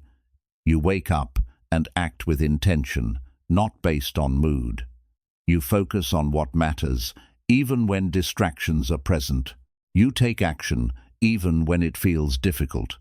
Over time, this creates momentum, and that momentum makes everything easier. What once required effort becomes a habit. What once felt difficult becomes natural, and your life begins to move in a direction that reflects your actions, not your emotions. But if you continue waiting for motivation, nothing changes. You remain stuck in the same cycle, acting only when you feel like it, delaying when you don't. And because motivation is inconsistent, your progress is inconsistent. You start and stop, move forward and fall back, always feeling like you are not fully in control.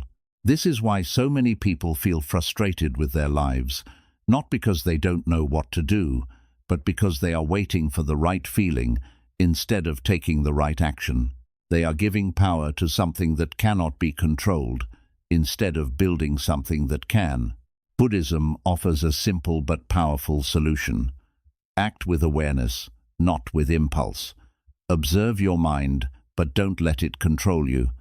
Notice the resistance, but don't obey it automatically. And in that space between feeling and action, choose what aligns with your deeper intention. Because the truth is, you will not always feel motivated. You will not always feel ready. You will not always feel confident. But you can always choose to act. And that choice, repeated consistently, is what shapes your life. There is also something deeply empowering about this realization. You no longer have to wait. You no longer have to depend on a feeling that may or may not come. You realize that you have the ability to move forward at any moment, simply by choosing to act. And that realization removes the barrier that has been holding you back. Because in the end, your life is not built on how you feel. It is built on what you do. And if you want a different life, you don't need more motivation. You need more action, more consistency, more intention. So, stop waiting for the perfect mood. Stop waiting for inspiration. Stop waiting to feel ready. None of those things are required for you to begin. What is required is a decision to act, even when it is uncomfortable, a decision to move forward, even when your mind resists. Because the moment you stop waiting for motivation and start becoming the one who acts anyway, everything begins to change. You take control of your actions, you build discipline, you create momentum. And slowly, you become the person you once thought you needed motivation to become. And that is the truth. You don't need motivation to change your life. You need the willingness to act without it. 16. You are trying to control everything, and that is why you feel exhausted. There is a quiet tension running through your life that you may not even fully recognize, yet you feel it almost every day. It shows up as stress, overthinking, frustration, and a constant need to figure everything out. You want clarity before you act, certainty before you decide, control before you move forward. You want things to go a certain way, people to behave a certain way, outcomes to match your expectations. And when they don't, something inside you tightens. You start thinking more, trying harder, forcing solutions, searching for answers that will finally make everything feel stable. At first, this feels like responsibility. It feels like you are trying to manage your life properly. But beneath that effort, there is something deeper happening. You are trying to control what was never meant to be controlled. And that is where the exhaustion begins. Buddhism teaches a simple but powerful truth. Much of your suffering does not come from what happens, but from your resistance to what happens. You are not just experiencing life. You are constantly trying to shape it, fix it, predict it, and hold it in a form that makes you feel safe. But life does not work that way. It is constantly changing, constantly moving, constantly unfolding in ways you cannot fully predict or manage. And when you try to control something that is naturally uncontrollable, you create tension within yourself. Think about how often your mind is trying to solve something. You replay conversations, analyze situations, imagine different outcomes, prepare for things that have not even happened yet. You try to understand every detail, to find the perfect approach, to avoid mistakes before they occur. And while this may seem like careful thinking, it often turns into overthinking, because no matter how much you think, you cannot control everything. There will always be uncertainty, always be unknowns, always be things that are outside of your control. And yet, your mind keeps trying. It keeps searching for a sense of certainty that does not exist. And this constant effort creates mental fatigue. You feel tired, not because you are doing too much physically, but because your mind is constantly active, constantly trying to manage what it cannot fully manage. There is also a deeper emotional layer to this. When you try to control everything, you become attached to specific outcomes. You want things to go your way. You expect certain results. And when reality does not match your expectations, you feel disappointment, frustration, or even anxiety. Not because the situation itself is unbearable, but because it is not what you wanted it to be. Buddhism calls this attachment, the tendency to hold on to expectations and resist reality when it differs. And this attachment is one of the main sources of suffering, because the more you try to hold life in a fixed form, the more you suffer when it changes. And life is always changing. Now imagine a different way of approaching your life. Instead of trying to control everything, you begin to observe. Instead of forcing outcomes, you allow them to unfold. Instead of resisting what happens, you accept it as part of the process. This does not mean you become passive or stop taking action. It means you shift your focus. You focus on what you can control, your actions, your effort, your response, and you release what you cannot. This shift creates a sense of relief, because suddenly you are not carrying the weight of trying to control everything. You are not responsible for every outcome, every reaction, every situation. You are responsible for your part, and that is enough. And in that realization, the tension begins to fade.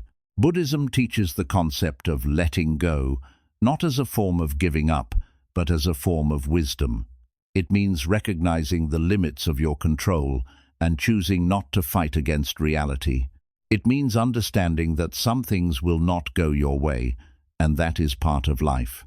And instead of resisting that, you learn to adapt, to respond, to move forward without carrying unnecessary frustration. There is also something deeply freeing about this approach. When you stop trying to control everything, you become more present. You are no longer stuck in your head, trying to predict or fix the future. You are engaged with what is happening right now. You respond to situations as they arise, instead of trying to manage them before they even exist. This does not make your life perfect. Challenges still exist, uncertainty is still there, but your relationship with them changes. You no longer see them as problems to eliminate, but as situations to navigate. And that shift makes everything feel lighter. Think about how much energy you spend trying to control things that are outside of your influence. Other people's opinions, other people's actions, unexpected outcomes, things that have already happened. None of these can be controlled, yet your mind keeps trying, and in doing so, it drains your energy. It creates stress that could have been avoided if you had simply accepted the limits of your control. Buddhism encourages you to bring your attention back to what you can actually influence: your actions, your focus, your effort, your mindset. These are within your control. And when you invest your energy here, you begin to feel more stable, more grounded, more in control of your own life. There is also a deeper understanding that comes with this practice. You begin to see that life does not need to be perfectly controlled for it to be meaningful. In fact, some of the most valuable experiences come from uncertainty, from unexpected changes, from situations you could not have planned. When you allow life to unfold, you open yourself to experiences that control would have prevented. But if you continue trying to control everything, the pattern remains the same. You stay in a constant state of tension, always thinking, always worrying, always trying to manage what cannot be fully managed. And over time, this creates a sense of exhaustion that affects every part of your life. You feel mentally drained, emotionally overwhelmed, and disconnected from the present moment. Not because life is too difficult, but because you are carrying more than you need to carry. So, the question becomes simple but important. What are you trying to control that you cannot? What are you holding on to that is creating unnecessary tension? Where can you allow instead of forcing? Because the moment you begin to let go, not of your effort, but of your need to control outcomes, something changes. You feel lighter, you think more clearly, you act with more intention, and most importantly, you experience life more fully. Buddhism does not ask you to stop caring. It asks you to care wisely, to invest your energy where it matters, and to release it where it does not, to act with intention, but to accept the outcome with calm. Because in the end, the truth is simple. You cannot control everything, and the more you try, the more exhausted you become. But the moment you accept this, you stop fighting life, and you start living it. And that is where real peace begins, not in controlling everything, but in understanding what you can control and letting go of the rest. 17. You are measuring your life against others and losing yourself in the process. There is a quiet comparison running in the background of your mind almost all the time, and most of the time, you don't even realize how much it is affecting you. You look at other people's lives, their success, their progress, their lifestyle, their achievements, and without thinking deeply, you begin to measure your own life against theirs. You ask yourself questions that slowly shape your self-worth. Am I behind? Am I doing enough? Why are they further ahead than me? And these thoughts seem normal because everyone experiences them. But what you don't see is how this constant comparison is quietly disconnecting you from your own path. At first, comparison can feel like motivation. It can push you to do more, to improve, to grow. But over time, it becomes something else. It becomes pressure. It becomes dissatisfaction. It becomes a constant feeling that where you are right now is not enough. And when you live with that feeling, it becomes difficult to appreciate your own life. Because no matter what you achieve, there will always be someone who appears to be ahead of you in some way. Buddhism teaches that suffering often comes from attachment and illusion, and comparison is built on both. The illusion is that you are supposed to be on the same timeline as someone else, that your life should look a certain way at a certain point, that success, happiness, and fulfillment follow a fixed path. But the truth is, every life is different. Every journey has its own pace, its own challenges, its own direction, and when you try to measure your life against someone else's, you lose sight of that reality. Think about how much of what you see in others is incomplete. You see their highlights, their achievements, their visible progress, but you don't see their struggles, their doubts, their setbacks, the internal battles they face. You are comparing your full reality to someone else's visible surface. And that comparison is not accurate. It creates a distorted view of both their life and your own. But the deeper problem is not just the comparison itself, it is what it does to your identity. When you constantly measure yourself against others, you begin to shape your decisions based on external standards. You start chasing what looks successful instead of what feels meaningful. You begin to adjust your path, not based on your own values, but based on what others are doing. And slowly, without realizing it, you move away from yourself. Buddhism emphasizes self-awareness and inner clarity because it brings you back to your own path. It teaches you to look inward instead of outward, to understand your own mind, your own intentions, your own direction, because the moment you become clear about what truly matters to you, comparison begins to lose its power. You no longer feel the need to measure yourself against others because you are focused on your own growth. There is also something important to understand about comparison. It creates a constant sense of lack. Even when you are doing well, even when you are making progress, Your mind finds something that is missing, something that someone else has that you don't. And this prevents you from feeling satisfied. It keeps you in a state of wanting more, without ever feeling like you have enough. And this is where suffering begins. Not because you lack something, but because your attention is always on what is missing. You overlook your own progress, your own achievements, your own experiences, because you are focused on someone else's. And in doing so, you disconnect from your own life. Now imagine what happens when you begin to shift your attention. Instead of looking outward, you look inward. You focus on your own path, your own growth, your own actions. You measure your progress based on where you were, not where someone else is. And in that shift, something changes. You begin to feel more grounded, more stable, more connected to yourself. Buddhism teaches contentment, not as a form of settling, but as a form of clarity. It means recognizing what you have, appreciating where you are, and still moving forward with intention. It means understanding that your value is not determined by how you compare to others, but by how you live your own life. There is also a deeper freedom in this way of thinking. When you stop comparing, you stop competing with everyone around you. You stop feeling like you need to prove something. You stop chasing validation. And instead, you begin to live in a way that feels authentic to you. Your actions become aligned with your values, not with external expectations.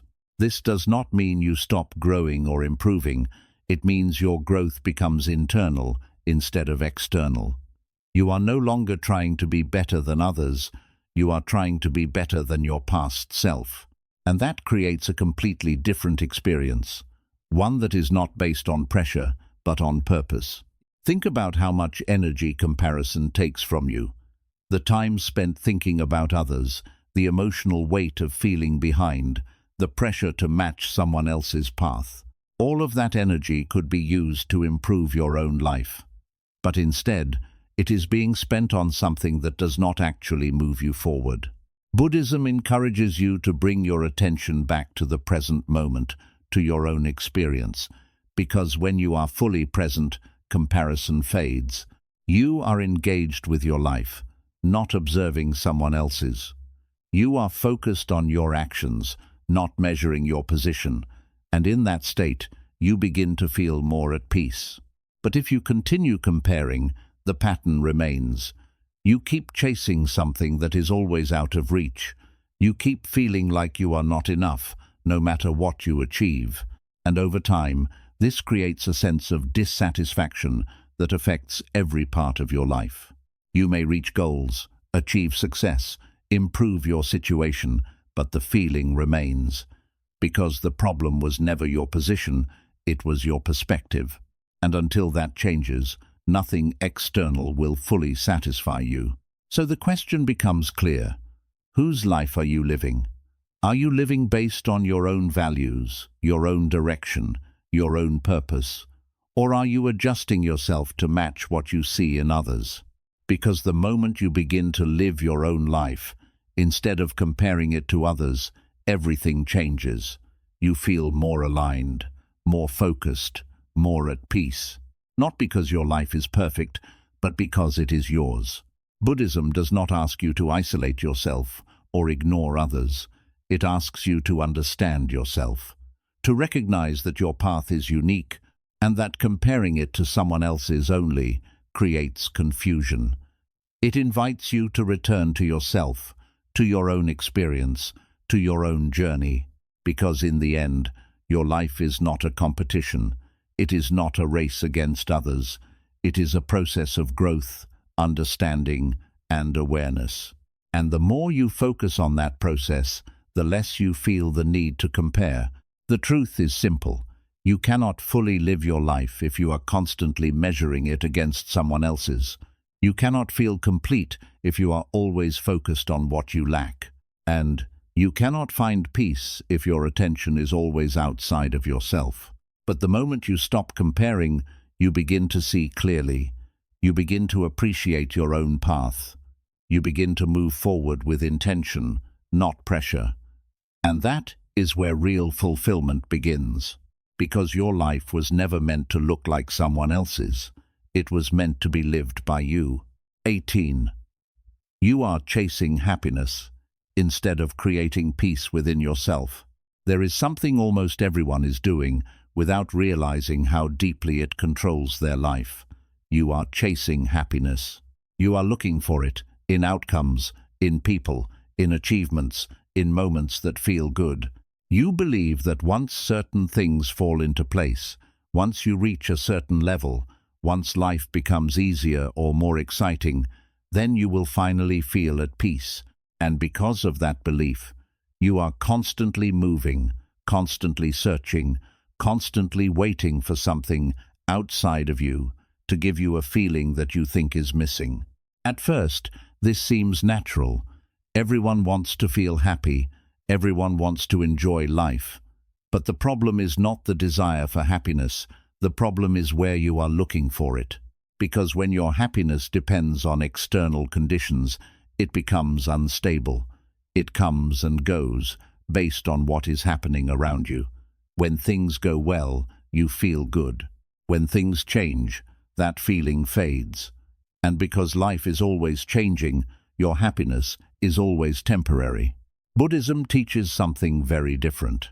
It teaches that true peace does not come from chasing pleasant experiences, but from understanding your mind and letting go of the constant need for things to be a certain way. It shows you that the more you chase happiness, the more you create dissatisfaction, because chasing implies that something is missing, that this moment is not enough, that you need something else to feel complete. Think about how often you say, "I'll be happy when."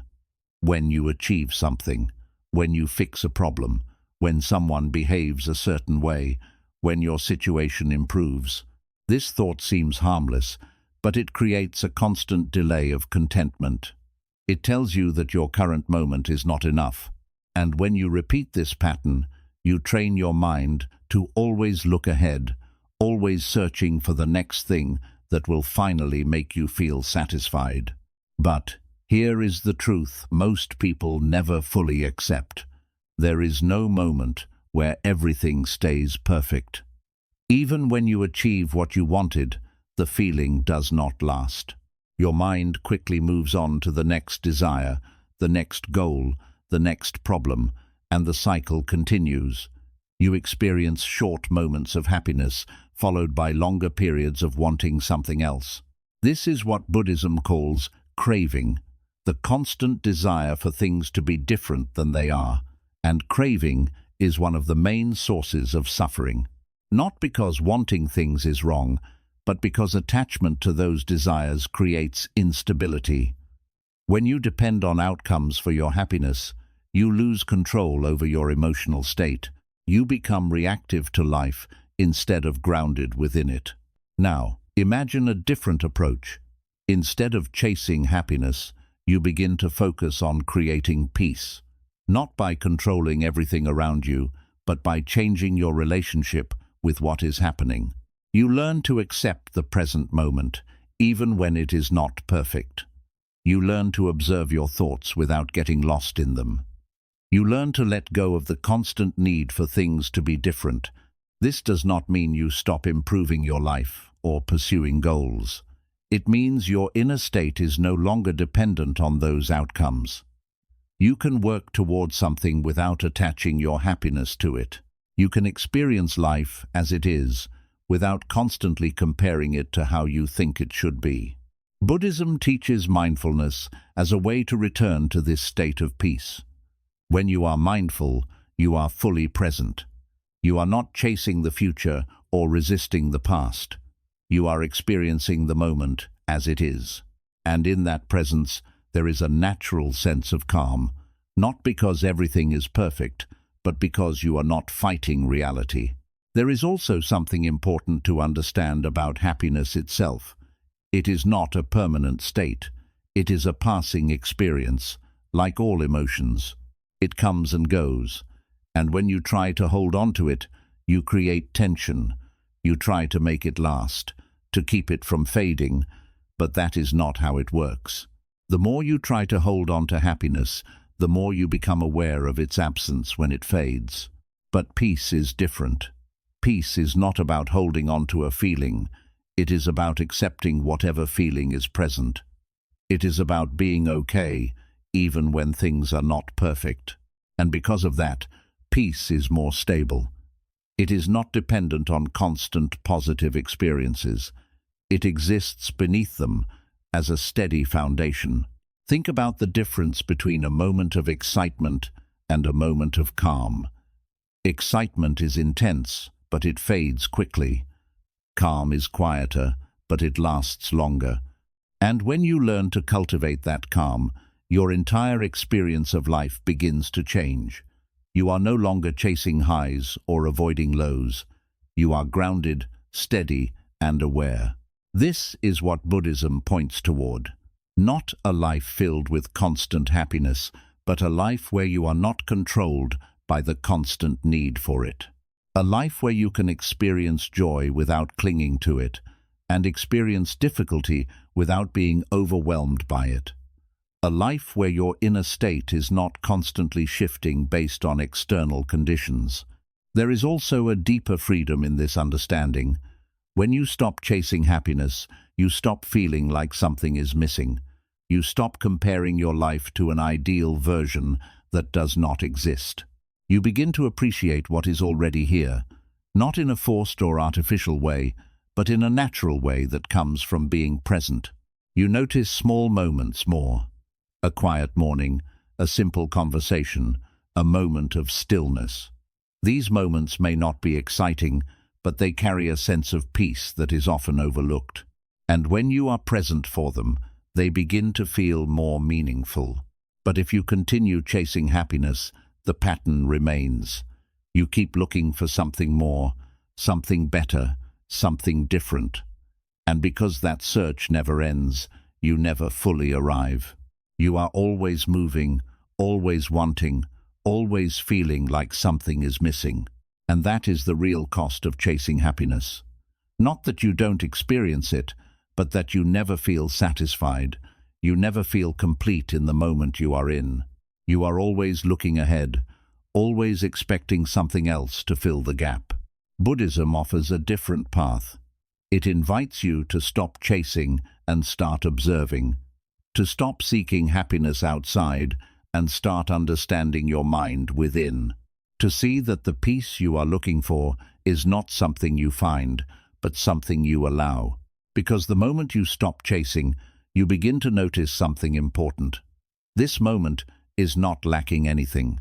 Your mind may tell you it is, but when you observe it without judgment, you see that it is complete as it is. And in that realization, the need to chase begins to fade. So, instead of asking, "How can I be happy?" you begin to ask, "How can I be present?" Because presence is what allows you to experience life fully. It is what connects you to your reality. It is what creates a sense of depth and meaning that chasing can never provide. Because in the end, happiness is not something you can hold on to. It will always come and go, but peace is something you can cultivate. It is something that grows as you become more aware, more accepting, more present. And the truth is simple. You don't need to chase happiness to live a meaningful life. You need to stop running from the moment you are in. You need to understand your mind, to let go of constant craving, to allow life to unfold without resistance. Because the moment you stop chasing, you realize something powerful. You were never lacking anything. You were just not fully present to see what was already there. And when that realization settles in, your life begins to feel different. Not because everything has changed, but because you have. 19. You are living on autopilot, and that is why your life feels unintentional. There is a pattern running quietly through your life that feels normal because you've been living with it for so long. You wake up, you move through your day, you react to things, you handle tasks, you respond to people, you go to sleep, and then you repeat it all again.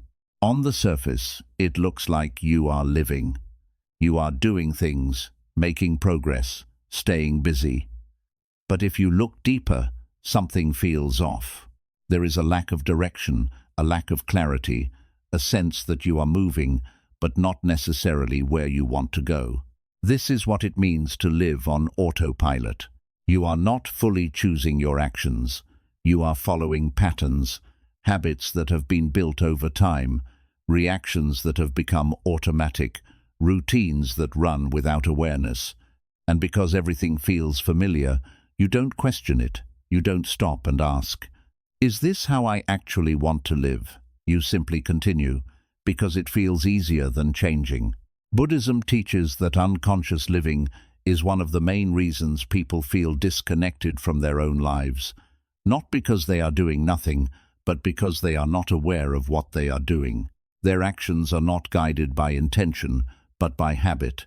Their decisions are not conscious, but automatic. And when you live this way, your life begins to feel unintentional.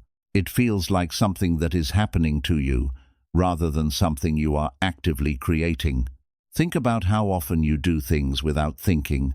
You check your phone without a reason. You scroll without noticing how much time has passed.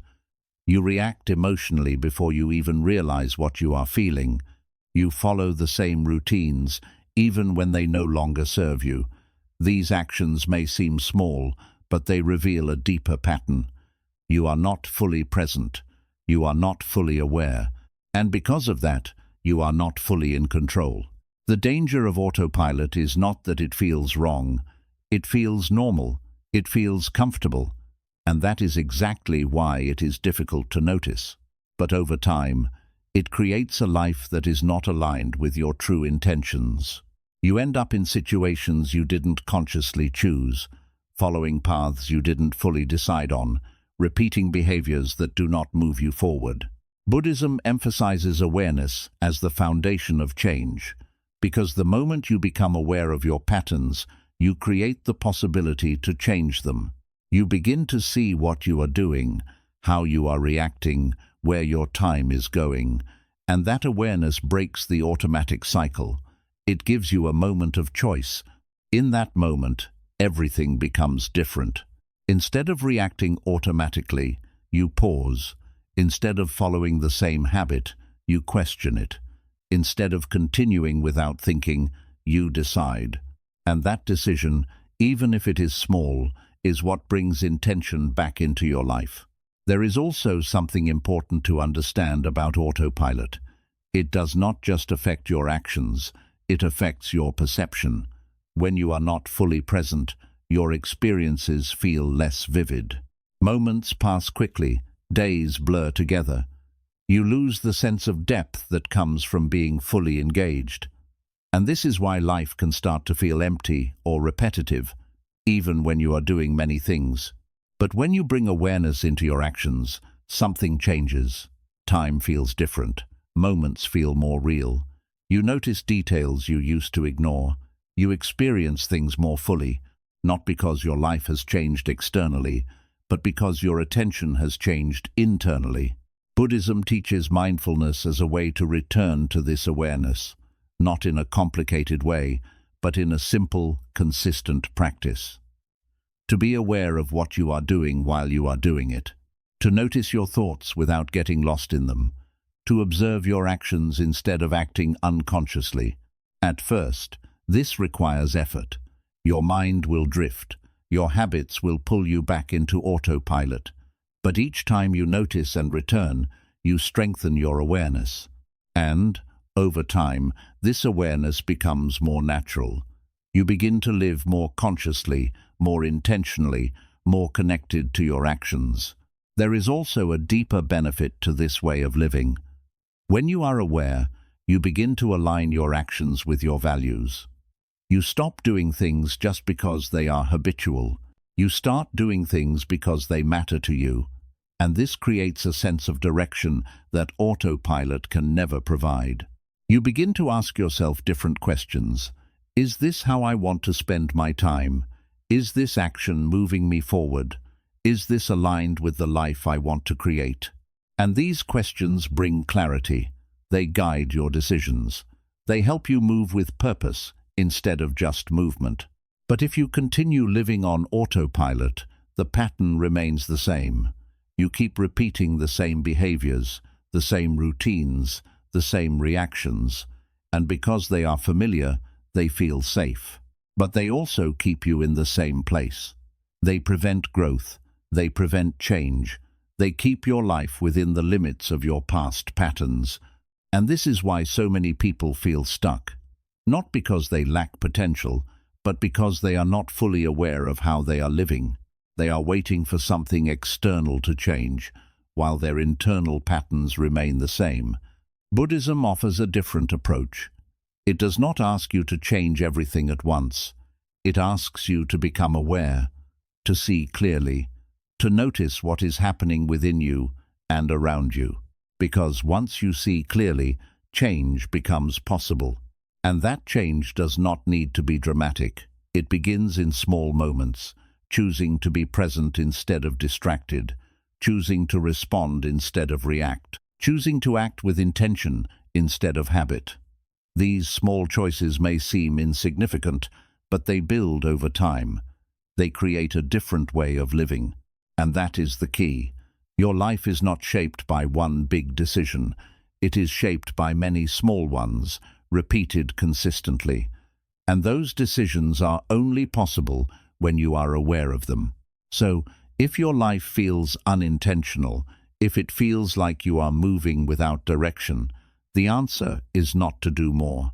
It is to become more aware of what you are already doing, to bring attention back to your actions, to reconnect with your choices.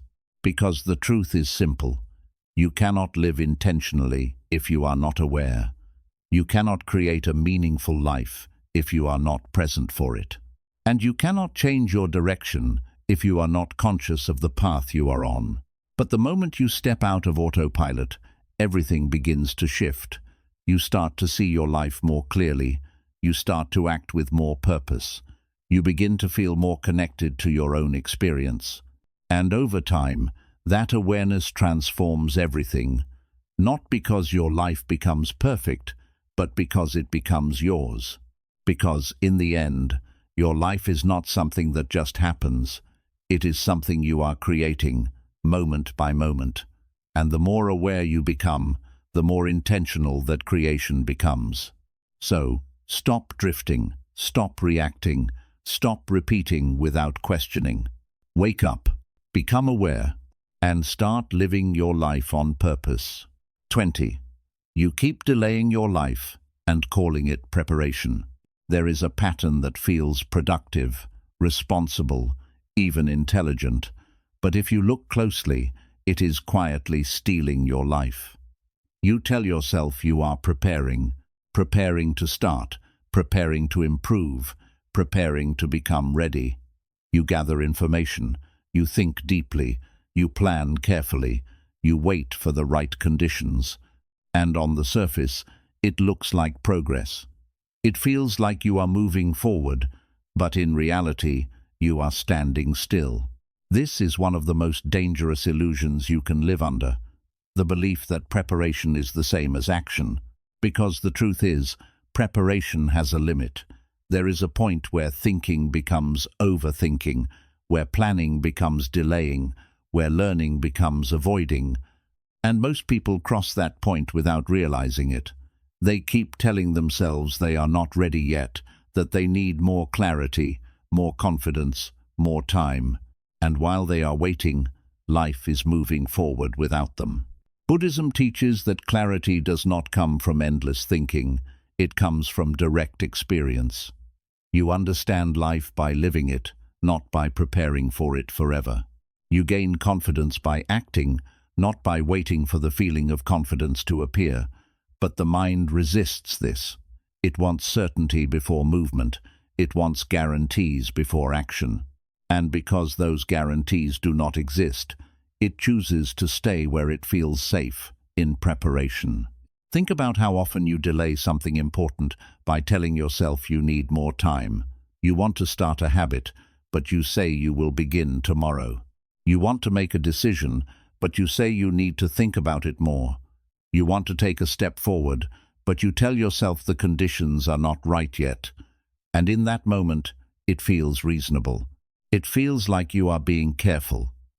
But what you are actually doing is postponing your life, because every time you delay, you are choosing comfort over growth. And the more you repeat this pattern, the stronger it becomes. You train your mind to avoid action when it feels uncomfortable. You reinforce the belief that you need to feel ready before you begin. And over time, this creates a cycle where you are always preparing but never fully starting. Buddhism invites you to see this pattern clearly, to recognize that your mind is trying to protect you from discomfort, not guide you toward growth. And when you see this, you begin to understand something important. You will never feel completely ready. There will always be uncertainty. There will always be doubts. There will always be reasons to wait. And if you keep listening to those reasons, you will keep delaying your life indefinitely. There is also a deeper cost to this pattern. When you constantly delay, you begin to lose trust in yourself. You set intentions, but you don't follow through. You make plans, but you don't act on them. And slowly, your mind begins to doubt your own commitments.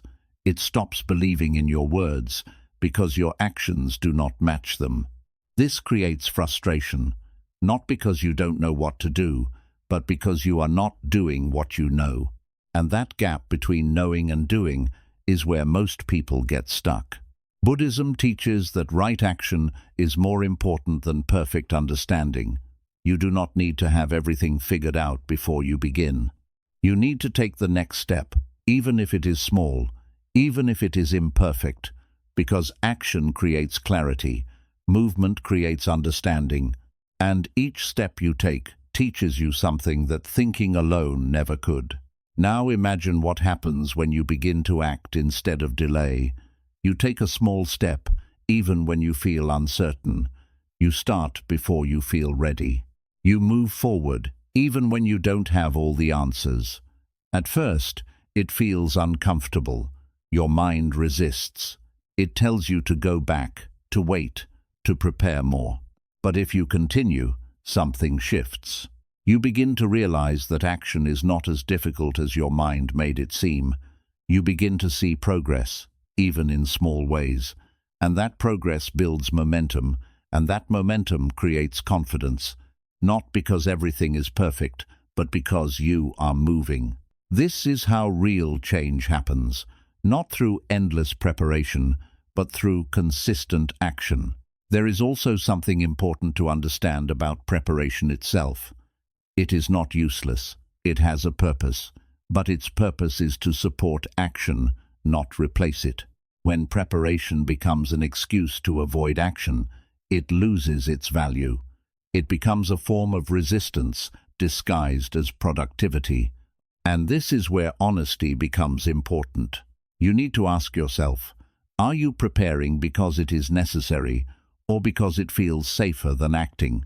Because if you are honest, you will see that many times you already know enough to begin. You just don't feel comfortable enough. And that discomfort is exactly what you are trying to avoid. But discomfort is part of growth. It is not something you eliminate before you act. It is something you move through as you act. Buddhism teaches acceptance of discomfort, not avoidance of it. It shows you that resistance to discomfort creates more suffering than the discomfort itself. And when you stop resisting, when you allow yourself to feel uncertain and still take action, you begin to grow. There is also a deeper realization that comes with this. You begin to see that your life is not waiting for you to be ready. It is happening now. Every day you delay is a day you cannot get back. Every moment you spend preparing without acting is a moment you are not fully living. And one day, this becomes clear in a way that cannot be ignored. You look back and realize how much time has passed, how many things you delayed, how many opportunities you didn't take. And the realization is not that you lacked ability, it is that you waited too long. This is why Buddhism emphasizes presence and action, because the only moment you can ever act in is now. Not later, not when you feel ready, not when everything is perfect, now. And the more you understand this, the more your perspective begins to change. You stop waiting for ideal conditions. You stop overthinking every decision. You begin to act with what you have, where you are. And that is enough. Because life does not require perfection to move forward. It requires participation. So instead of asking, "Am I ready?" you begin to ask, "What can I do right now?" And that question changes everything, because it brings you out of preparation and into action. It shifts your focus from what is missing to what is possible, and it allows you to move forward, even in small ways. And those small actions begin to build something powerful. They create momentum, they build confidence, they align your actions with your intentions, and over time, they transform your life. But if you continue delaying, nothing changes.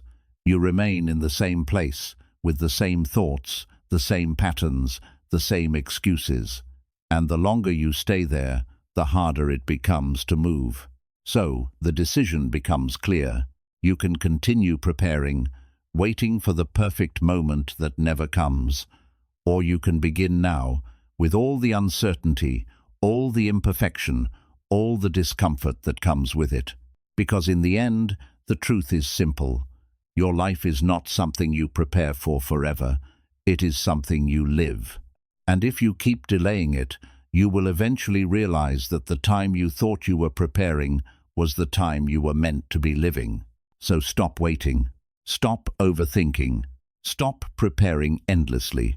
Take the step, because this moment is not practice. This moment is your life. 21. You are holding on to who you used to be, and it is blocking who you could become. There is a version of you that you are still carrying, and most of the time, you don't even realize how much it is influencing your life. It lives in your thoughts, in your habits, in the way you see yourself. It is built from your past experiences, your past mistakes, your past identity, and without questioning it, you continue to act as if that version of you is still who you are today. You say things like, "This is just how I am," or "I've always been like this," or "I'm not the kind of person who can do that." And these statements feel true because they are based on your past. But what you don't realize is that you are using your past to limit your future. You are holding on to an identity that may no longer serve you, and in doing so, you are preventing yourself from becoming something different. Buddhism teaches that the self is not fixed. It is not something permanent or unchanging. It is a process, constantly evolving, shaped by your actions, your thoughts, your awareness. But most people don't experience it that way. They see themselves as something solid, something defined, and because of that, they feel stuck. They believe that change is difficult, that transformation requires something extraordinary, when in reality, change is happening all the time. The problem is not that you cannot change. The problem is that you are holding on to who you were. Think about how often your past influences your present decisions. You hesitate to try something new because you failed before. You avoid certain situations because they once made you uncomfortable. You limit your actions because they don't match the identity you have created for yourself, and in doing so, you repeat the same patterns. You stay within the boundaries of your past, even when those boundaries are no longer necessary. This is how you become stuck without realizing it. Not because life is holding you back, but because you are holding on to a version of yourself that no longer needs to exist. Buddhism invites you to observe this identity, to see that what you call yourself is simply a collection of habits, thoughts, and experiences. And if those things can be observed, they can also be changed. You are not your past. You are not your previous actions. You are not your old patterns. You are the one who is aware of them.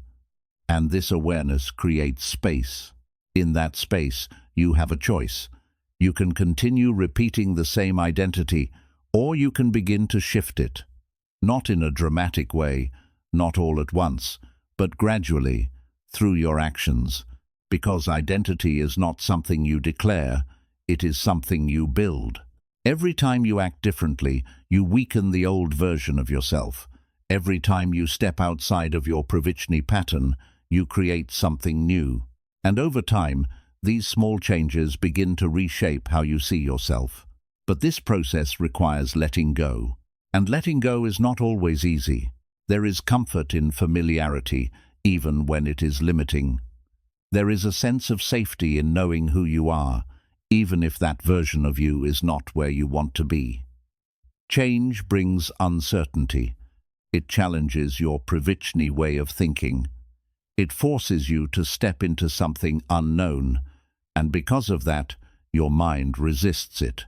It tells you to stay the same, to remain within what you know, to avoid the discomfort of becoming something different. But here is the truth. Growth always requires letting go of something. You cannot become a new version of yourself while holding on to the old one. You cannot move forward while identifying with your past limitations. You cannot change your life while believing you are the same person who created your current patterns.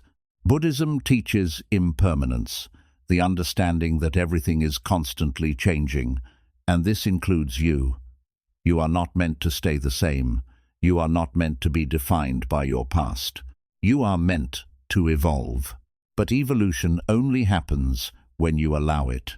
When you stop clinging to who you were, when you stop defining yourself by your prashla, when you begin to see yourself as something flexible, something capable of change. There is also something important to understand about letting go of your past identity. It does not mean rejecting your experiences. It does not mean pretending your past didn't happen. It means recognizing that your past does not have to control your present. You can learn from it without being limited by it. You can remember it without repeating it.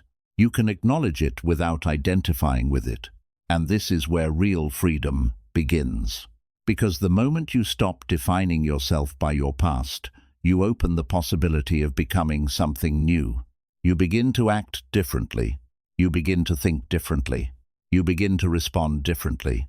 And over time, these changes create a new identity. Not one that is forced, not one that is imagined, but one that is built through consistent action.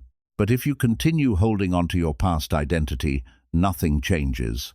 You remain the same, repeating the same patterns, reinforcing the same beliefs, staying within the same limits.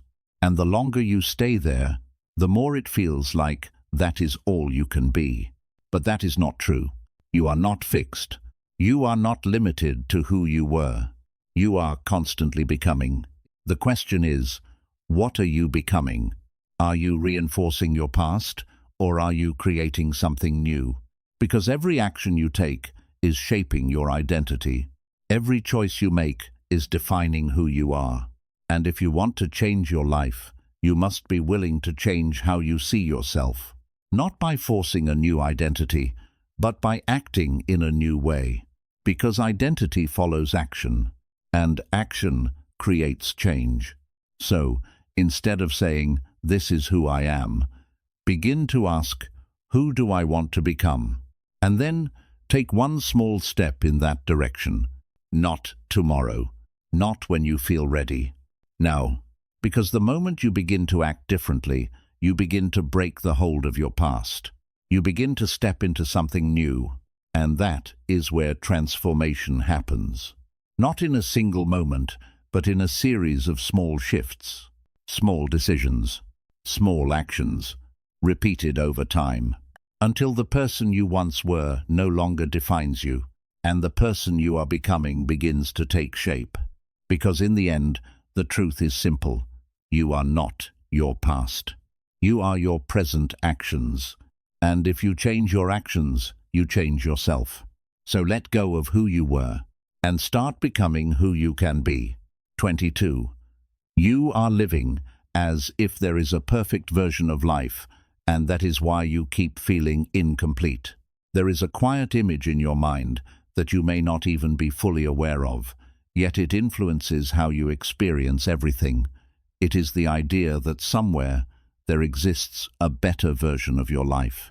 A version where everything is clearer, smoother, more fulfilling, more aligned. A version where you feel confident, calm, successful, and completely at peace. And because this image exists in your mind, you begin to measure your current life against it. You start thinking in ways that seem harmless at first. This isn't how things are supposed to be. I thought I would be further by now. Things should feel better than this. And slowly, without realizing it, you create a gap between your expectations and your reality. And that gap becomes the source of your dissatisfaction. Buddhism teaches that suffering often comes not from what is happening, but from what you believe should be happening instead. When you hold on to an ideal version of life, you begin to resist the life you are actually living. You stop seeing what is present, and you start focusing on what is missing. And the more you focus on what is missing, the more incomplete everything feels. Think about how often you delay contentment because you are waiting for things to be better. You tell yourself that you will feel at peace when certain problems are solved, when certain goals are achieved, when certain conditions are met. But the truth is, those conditions are always changing. There is always something else that could be improved, something else that is not perfect. And if your sense of completeness depends on everything being ideal, you will always feel like something is lacking. This is the illusion of perfection.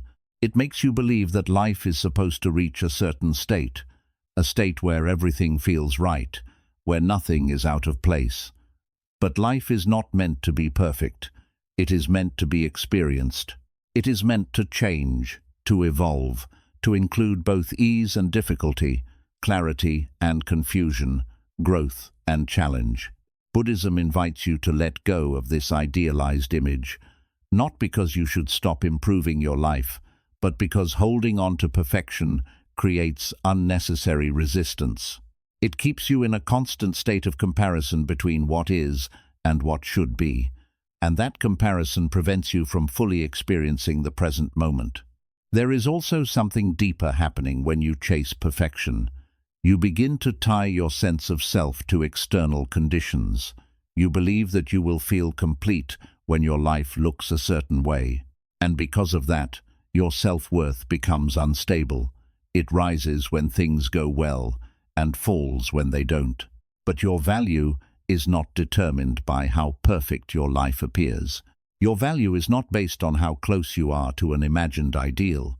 Your value exists in your presence, in your awareness, in your ability to experience life as it is. Buddhism teaches acceptance, not as a form of giving up, but as a form of clarity. It means seeing reality without distortion.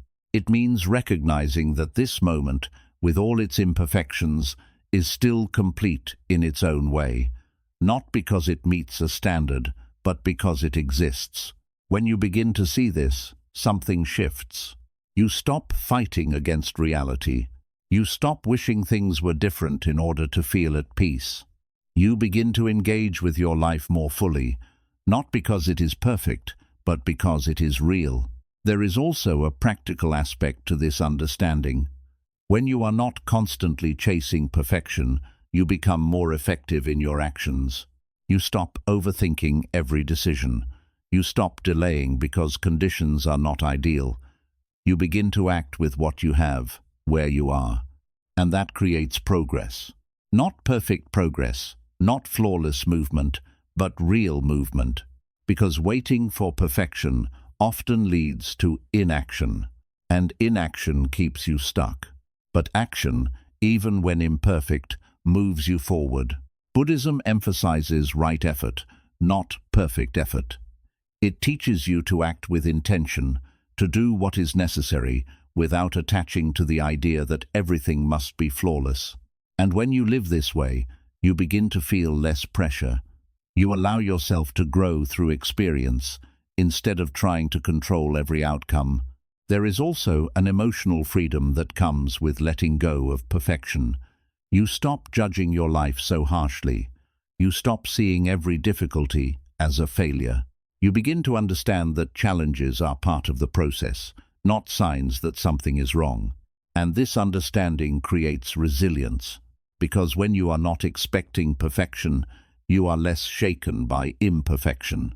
You are able to adapt, to adjust, to continue moving forward without being overwhelmed by what is not ideal. But if you continue holding on to the idea of a perfect life, the pattern remains. You keep comparing. You keep feeling like something is missing. You keep delaying contentment. And over time, this creates a sense of dissatisfaction that no external achievement can fully resolve. Because the problem is not your life. The problem is the expectation that your life should be something it is not. Buddhism offers a different perspective. It shows you that completeness is not something you reach in the future. It is something you recognize in the present, not because everything is perfect, but because you are no longer measuring your life against an impossible standard. You begin to see that life is not a fixed state to achieve, but a continuous experience to engage with. And when you engage with it fully, even imperfect moments carry meaning. Even challenges become part of growth. Even uncertainty becomes part of the journey. There is also a deeper peace that comes from this realization. You stop chasing an ideal. You stop feeling like you are always behind. You begin to feel grounded in what is real. And that grounding creates a sense of stability that perfection can never provide. Because perfection is always out of reach, but presence is always available. So instead of asking, "When will my life be perfect?" you begin to ask, "How can I fully experience this moment?" And that question changes everything, because it brings your attention back to reality. It shifts your focus from what is missing to what is present. It allows you to see your life as it is, not as you think it should be.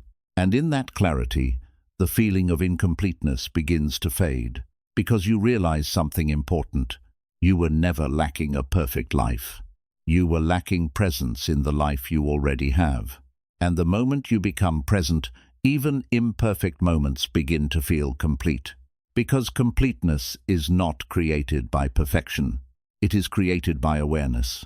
It is created by acceptance. It is created by your ability to be fully here. So let go of the perfect version of life you have been chasing. Let go of the idea that things must be a certain way for you to feel at peace. And begin to live the life that is already in front of you. Because in the end, the truth is simple. Life is not meant to be perfect. It is meant to be lived. And the more you accept that, the more complete your life begins to feel. 23. You are filling your life with noise, and that is why you cannot hear yourself. There is something constant in your life that you rarely question, something so normal that it feels invisible. It is the noise, the endless stream of input, voices, content, opinions, notifications, conversations, music, videos, thoughts layered on top of thoughts. From the moment you wake up to the moment you fall asleep, your attention is being pulled in different directions. And because this has become your provisional way of living, you don't see how much it is affecting you. At first, this noise feels harmless. It keeps you entertained. It keeps you occupied. It fills the gaps in your day.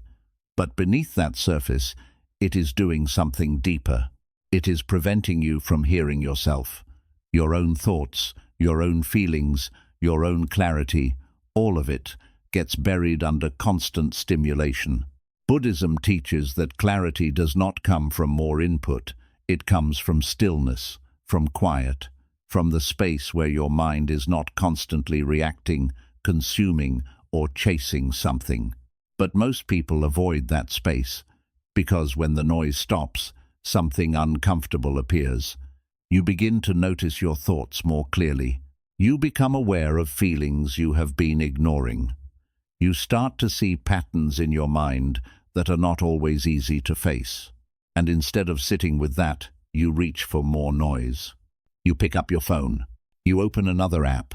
You play something in the background.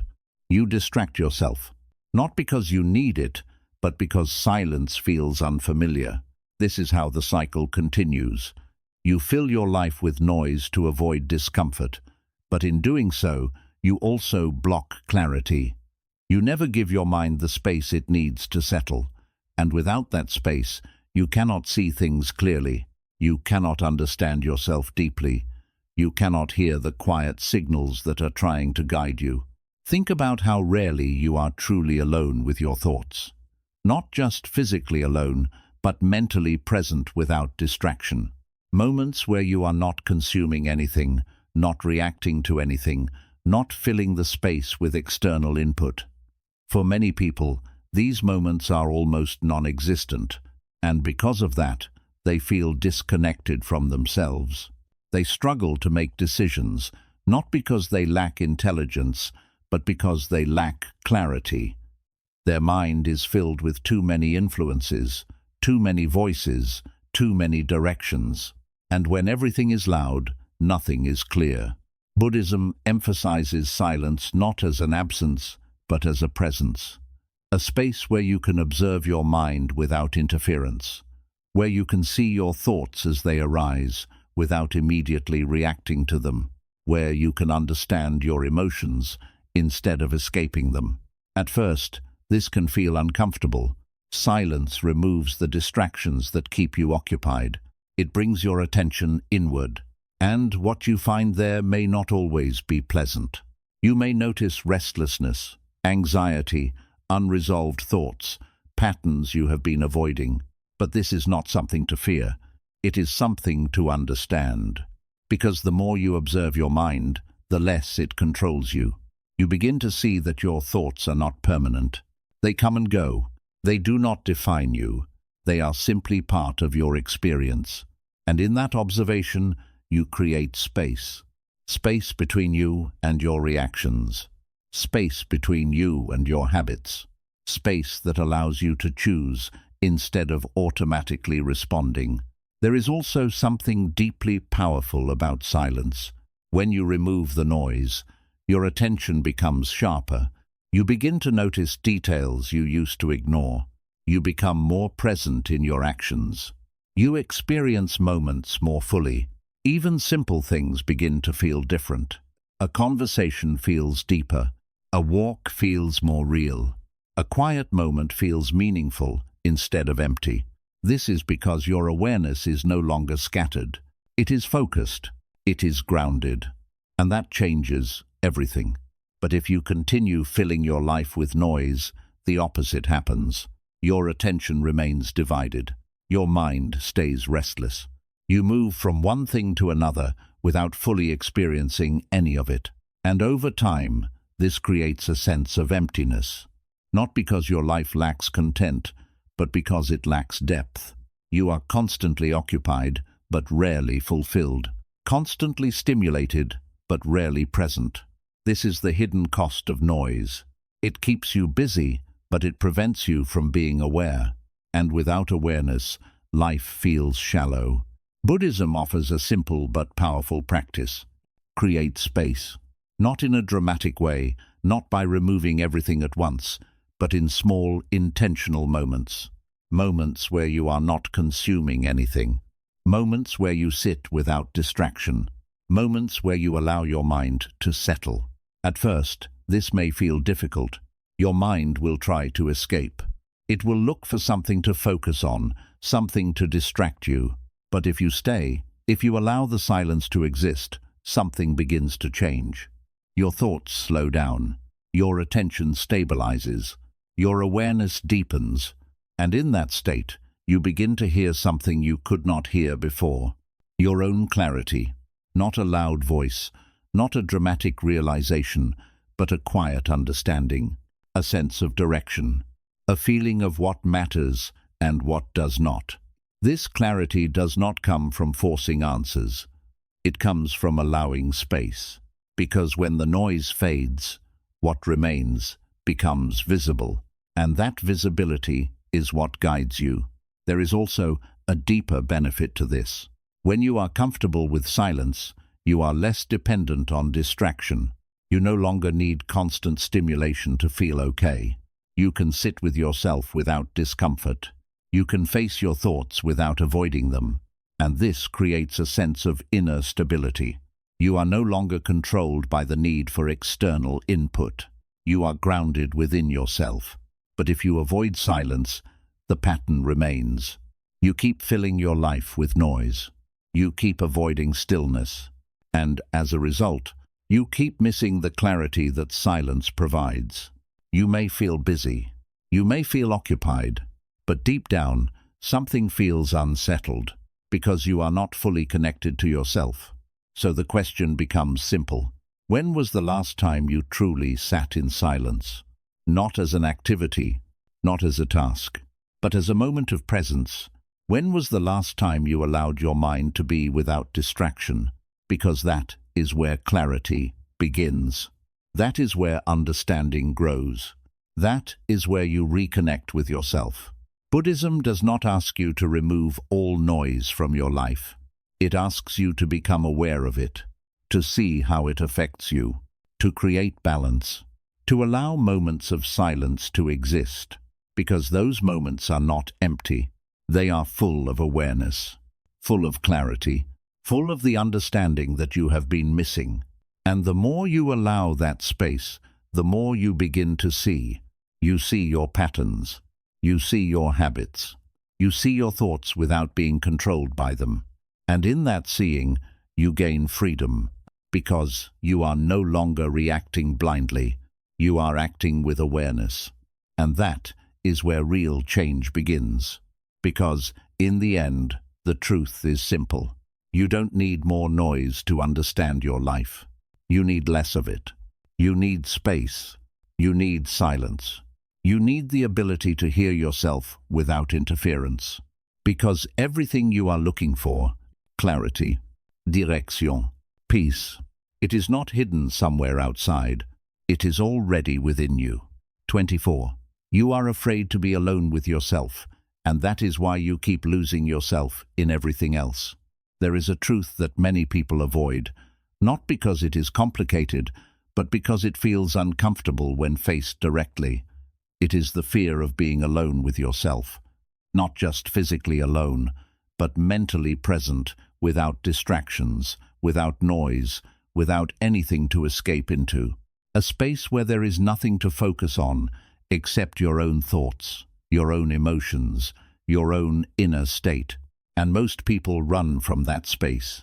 They fill their time with constant activity, constant connection, constant stimulation. They stay busy, not always because they need to be, but because it keeps them from having to face what is inside. The moment silence appears, the moment there is nothing to do, something inside feels uneasy. The mind begins to wander, thoughts begin to surface, emotions that were pushed aside begin to rise. And instead of sitting with that, you reach for something to distract yourself. You open your phone. You start scrolling. You watch something. You message someone. You do anything to avoid being alone with your own mind. At first, this seems normal. Everyone does it. It feels harmless. But beneath that habit, there is something deeper happening. You are disconnecting from yourself. You are avoiding the very space where understanding, clarity, and growth begin. Buddhism teaches that the mind must be observed, not avoided. That the path to awareness begins with being present with yourself, even when it feels uncomfortable. Because the discomfort you feel in silence is not something to escape from. It is something to understand. Think about why being alone with your thoughts feels difficult. It is not because there is something wrong with you. It is because there are things within you that have not been fully seen. Unresolved thoughts, unprocessed emotions, patterns that repeat without awareness. When you are constantly distracted, these things stay hidden. But when the distractions are removed, they become visible, and that visibility can feel overwhelming if you are not used to it. So you avoid it. But avoidance has a cost, because the more you avoid yourself, the less you understand yourself. And the less you understand yourself, the more you feel lost. You may be surrounded by people, engaged in activities, constantly doing something, but internally there is a sense of disconnection, a feeling that you are not fully in control of your thoughts, your emotions, your direction, and that is because you have not spent enough time with yourself to truly know yourself. Buddhism invites you to turn inward, not in a forced or dramatic way, but in a gentle, consistent way, to sit with your thoughts without immediately reacting, to observe your emotions without trying to change them, to allow yourself to experience your inner world without distraction. At first, this feels unfamiliar. Your mind will try to escape. It will look for something to focus on, something to distract you. But if you stay, if you allow yourself to be present, something begins to shift. You begin to see your thoughts more clearly. You begin to understand your reactions. You begin to notice patterns that you were previously unaware of. And in that awareness, something powerful happens. You create space. Space between you and your thoughts. Space between you and your emotions. Space that allows you to observe instead of react. And in that space, you begin to gain control. Not control in the sense of forcing things, but control in the sense of understanding. Because when you understand your mind, it stops controlling you. There is also a deeper benefit to being alone with yourself. You begin to develop a relationship with yourself, not based on external validation, not based on how others see you, but based on your own awareness. You learn what you truly feel, what you truly think, what actually matters to you, and that clarity becomes your foundation.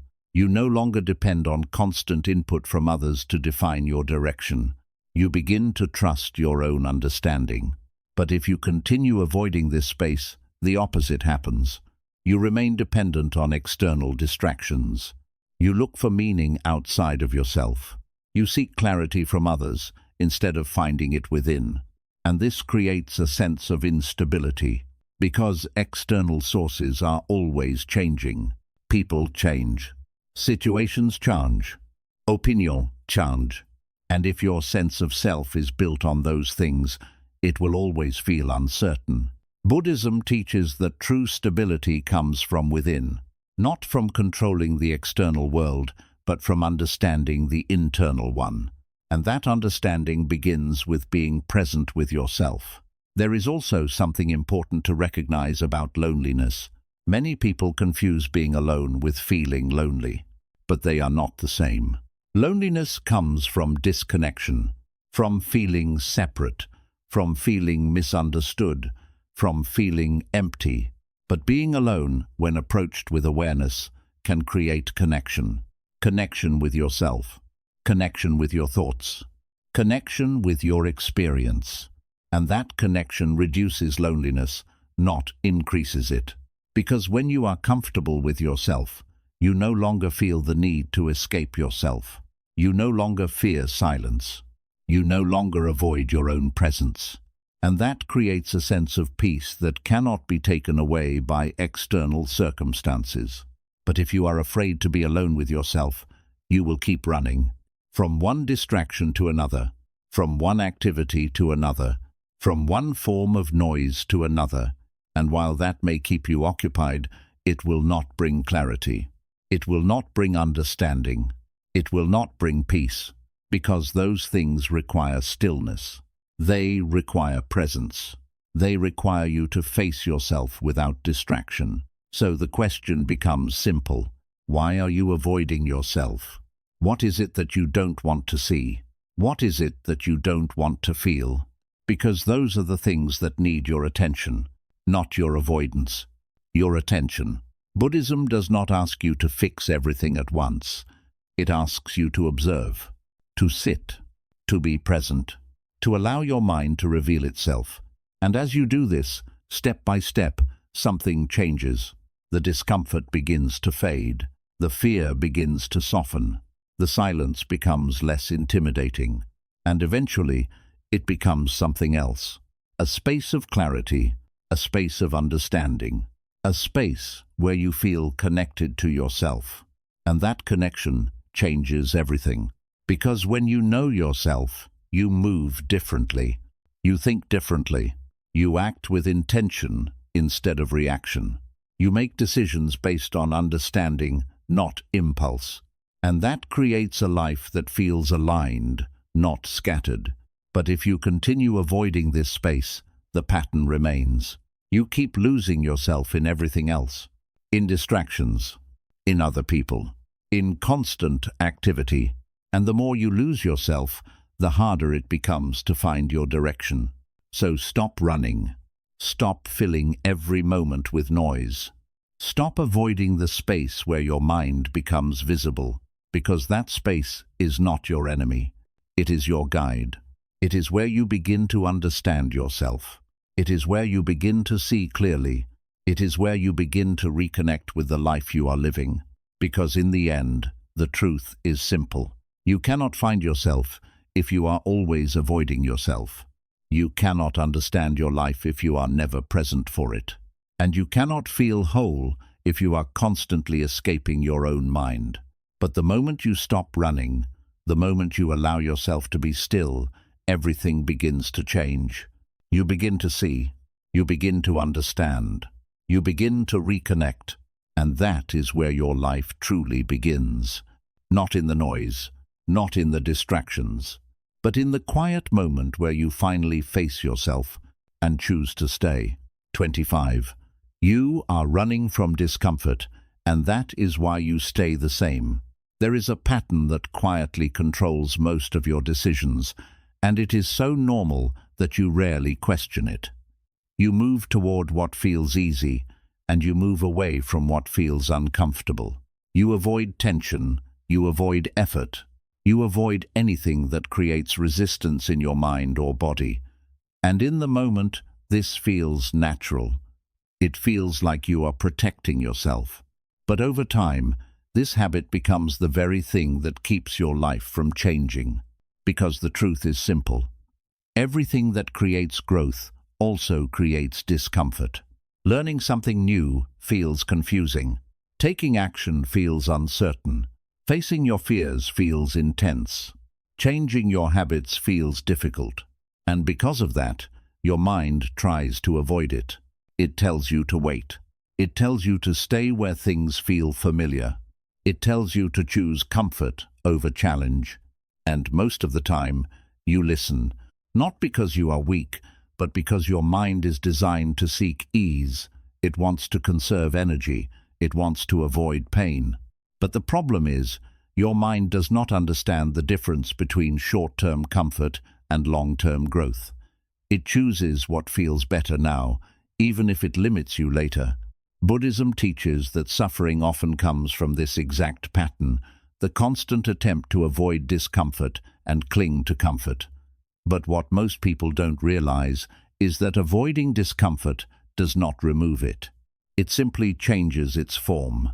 When you avoid effort, you feel the discomfort of stagnation. When you avoid difficult decisions, you feel the discomfort of confusion. When you avoid growth, you feel the discomfort of regret. So no matter what you choose, discomfort exists. The difference is whether it leads to growth or keeps you stuck. Think about how often you delay something important because it feels uncomfortable. You know you need to take action, but your mind creates resistance. It tells you that it is too hard, too uncertain, too much effort, and in that moment you choose the easier option. You postpone, you distract yourself, you tell yourself you will do it later, and in that moment you feel relief. But that relief is temporary, because the thing you avoided is still there, and the more you avoid it, the heavier it becomes. This is how stagnation builds, not from one big decision, but from many small moments where you choose comfort over growth. Buddhism invites you to observe this pattern, to notice how your mind reacts to discomfort, to see how quickly it tries to escape it. And when you become aware of this, you begin to realize something important. Discomfort is not something to fear. It is something to move through, because on the other side of discomfort, there is growth. On the other side of resistance, there is progress. On the other side of effort, there is change. But you cannot reach those things if you keep avoiding the path that leads to them. There is also something deeper happening when you constantly avoid discomfort. You begin to limit your own potential. You stay within what feels safe, what feels known, what feels manageable. And while that may protect you from short-term struggle, it also prevents you from experiencing what you are capable of. Because your potential is not found in comfort. It is found in challenge. It is found in the moments where you push beyond what feels easy. It is found in the actions you take despite resistance. Buddhism teaches acceptance, not just of pleasant experiences, but of difficult ones as well. It shows you that discomfort is part of life. It is not something you eliminate. It is something you learn to experience without being controlled by it. When you stop resisting discomfort, something shifts. It no longer feels like an obstacle. It becomes a signal, a sign that you are stepping into something new, a sign that you are growing, a sign that you are moving forward. And this changes how you respond to it. Instead of avoiding it, you face it. Instead of running from it, you move through it. Instead of seeing it as something negative, you see it as part of the process. This does not mean it becomes easy. It means you become stronger. There is also a deeper freedom in this approach. When you are no longer controlled by your need for comfort, you are free to act. You are free to take risks. You are free to explore. You are free to grow.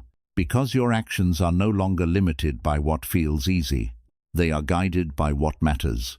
But if you continue running from discomfort, the pattern remains. You stay in the same habits, the same routines, the same mindset. And over time, this creates a life that feels repetitive and unfulfilled. Not because you lack opportunity, but because you are avoiding the path that leads to change. And one day, this becomes clear. You look back and realize that the life you wanted was always available to you. But you kept choosing comfort over growth, and that realization is heavy. Not because you failed, but because you stayed the same. Buddhism offers a different way. It teaches you to observe discomfort without immediately reacting, to sit with it, to understand it, to see that it is temporary, just like everything else. And when you do this, you begin to see that discomfort is not as overwhelming as your mind makes it seem. It rises, it stays for a moment, and then it fades. And in that process, you realize that you are capable of handling it. You are capable of moving through it. You are capable of growing beyond it. And this realization changes everything. Because the moment you stop fearing discomfort, you stop limiting your actions. You begin to move forward with more confidence, not because things are easy, but because you are no longer controlled by difficulty. You become someone who acts despite resistance, someone who continues despite uncertainty, someone who grows despite discomfort. And that is where real transformation happens, not in moments of ease, but in moments of challenge. Because in the end, the truth is simple. You can choose comfort and stay the same, or you can choose discomfort and grow. Both have a cost. Both require effort, but only one moves you forward. So the next time you feel resistance, don't see it as a reason to stop. See it as a sign that you are at the edge of growth, a sign that you are about to move beyond your current limits, a sign that you are stepping into something new. And instead of running, stay, face it, move through it. Because on the other side of discomfort is the life you keep saying you want.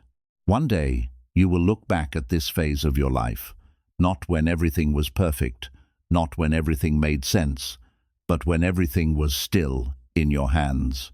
And the truth will become clear in a way you cannot ignore. It was never about time. It was never about luck. It was never about waiting for the right moment. It was about how you chose to live the days you were given. Because your life was never built in big, dramatic moments. It was built in the quiet ones, the small choices, the repeated actions, the moments where you either showed up or you didn't, where you either faced yourself or you escaped, where you either moved forward or you stayed where it felt safe. Buddhism has been pointing to one simple truth this entire time. Life is not something you understand later. It is something you experience now. Not tomorrow, not when you feel ready, not when everything is perfect. Now. And if you are not present now, you are missing your life. You don't lose your life all at once. You lose it slowly, through distraction, through delay, through comfort, through unconscious living. And the most dangerous part is, it doesn't feel like you're losing anything in the moment. It feels normal. It feels easy. It feels like you have time. Until, one day, you realize how much of it has already passed. But here is the truth that changes everything.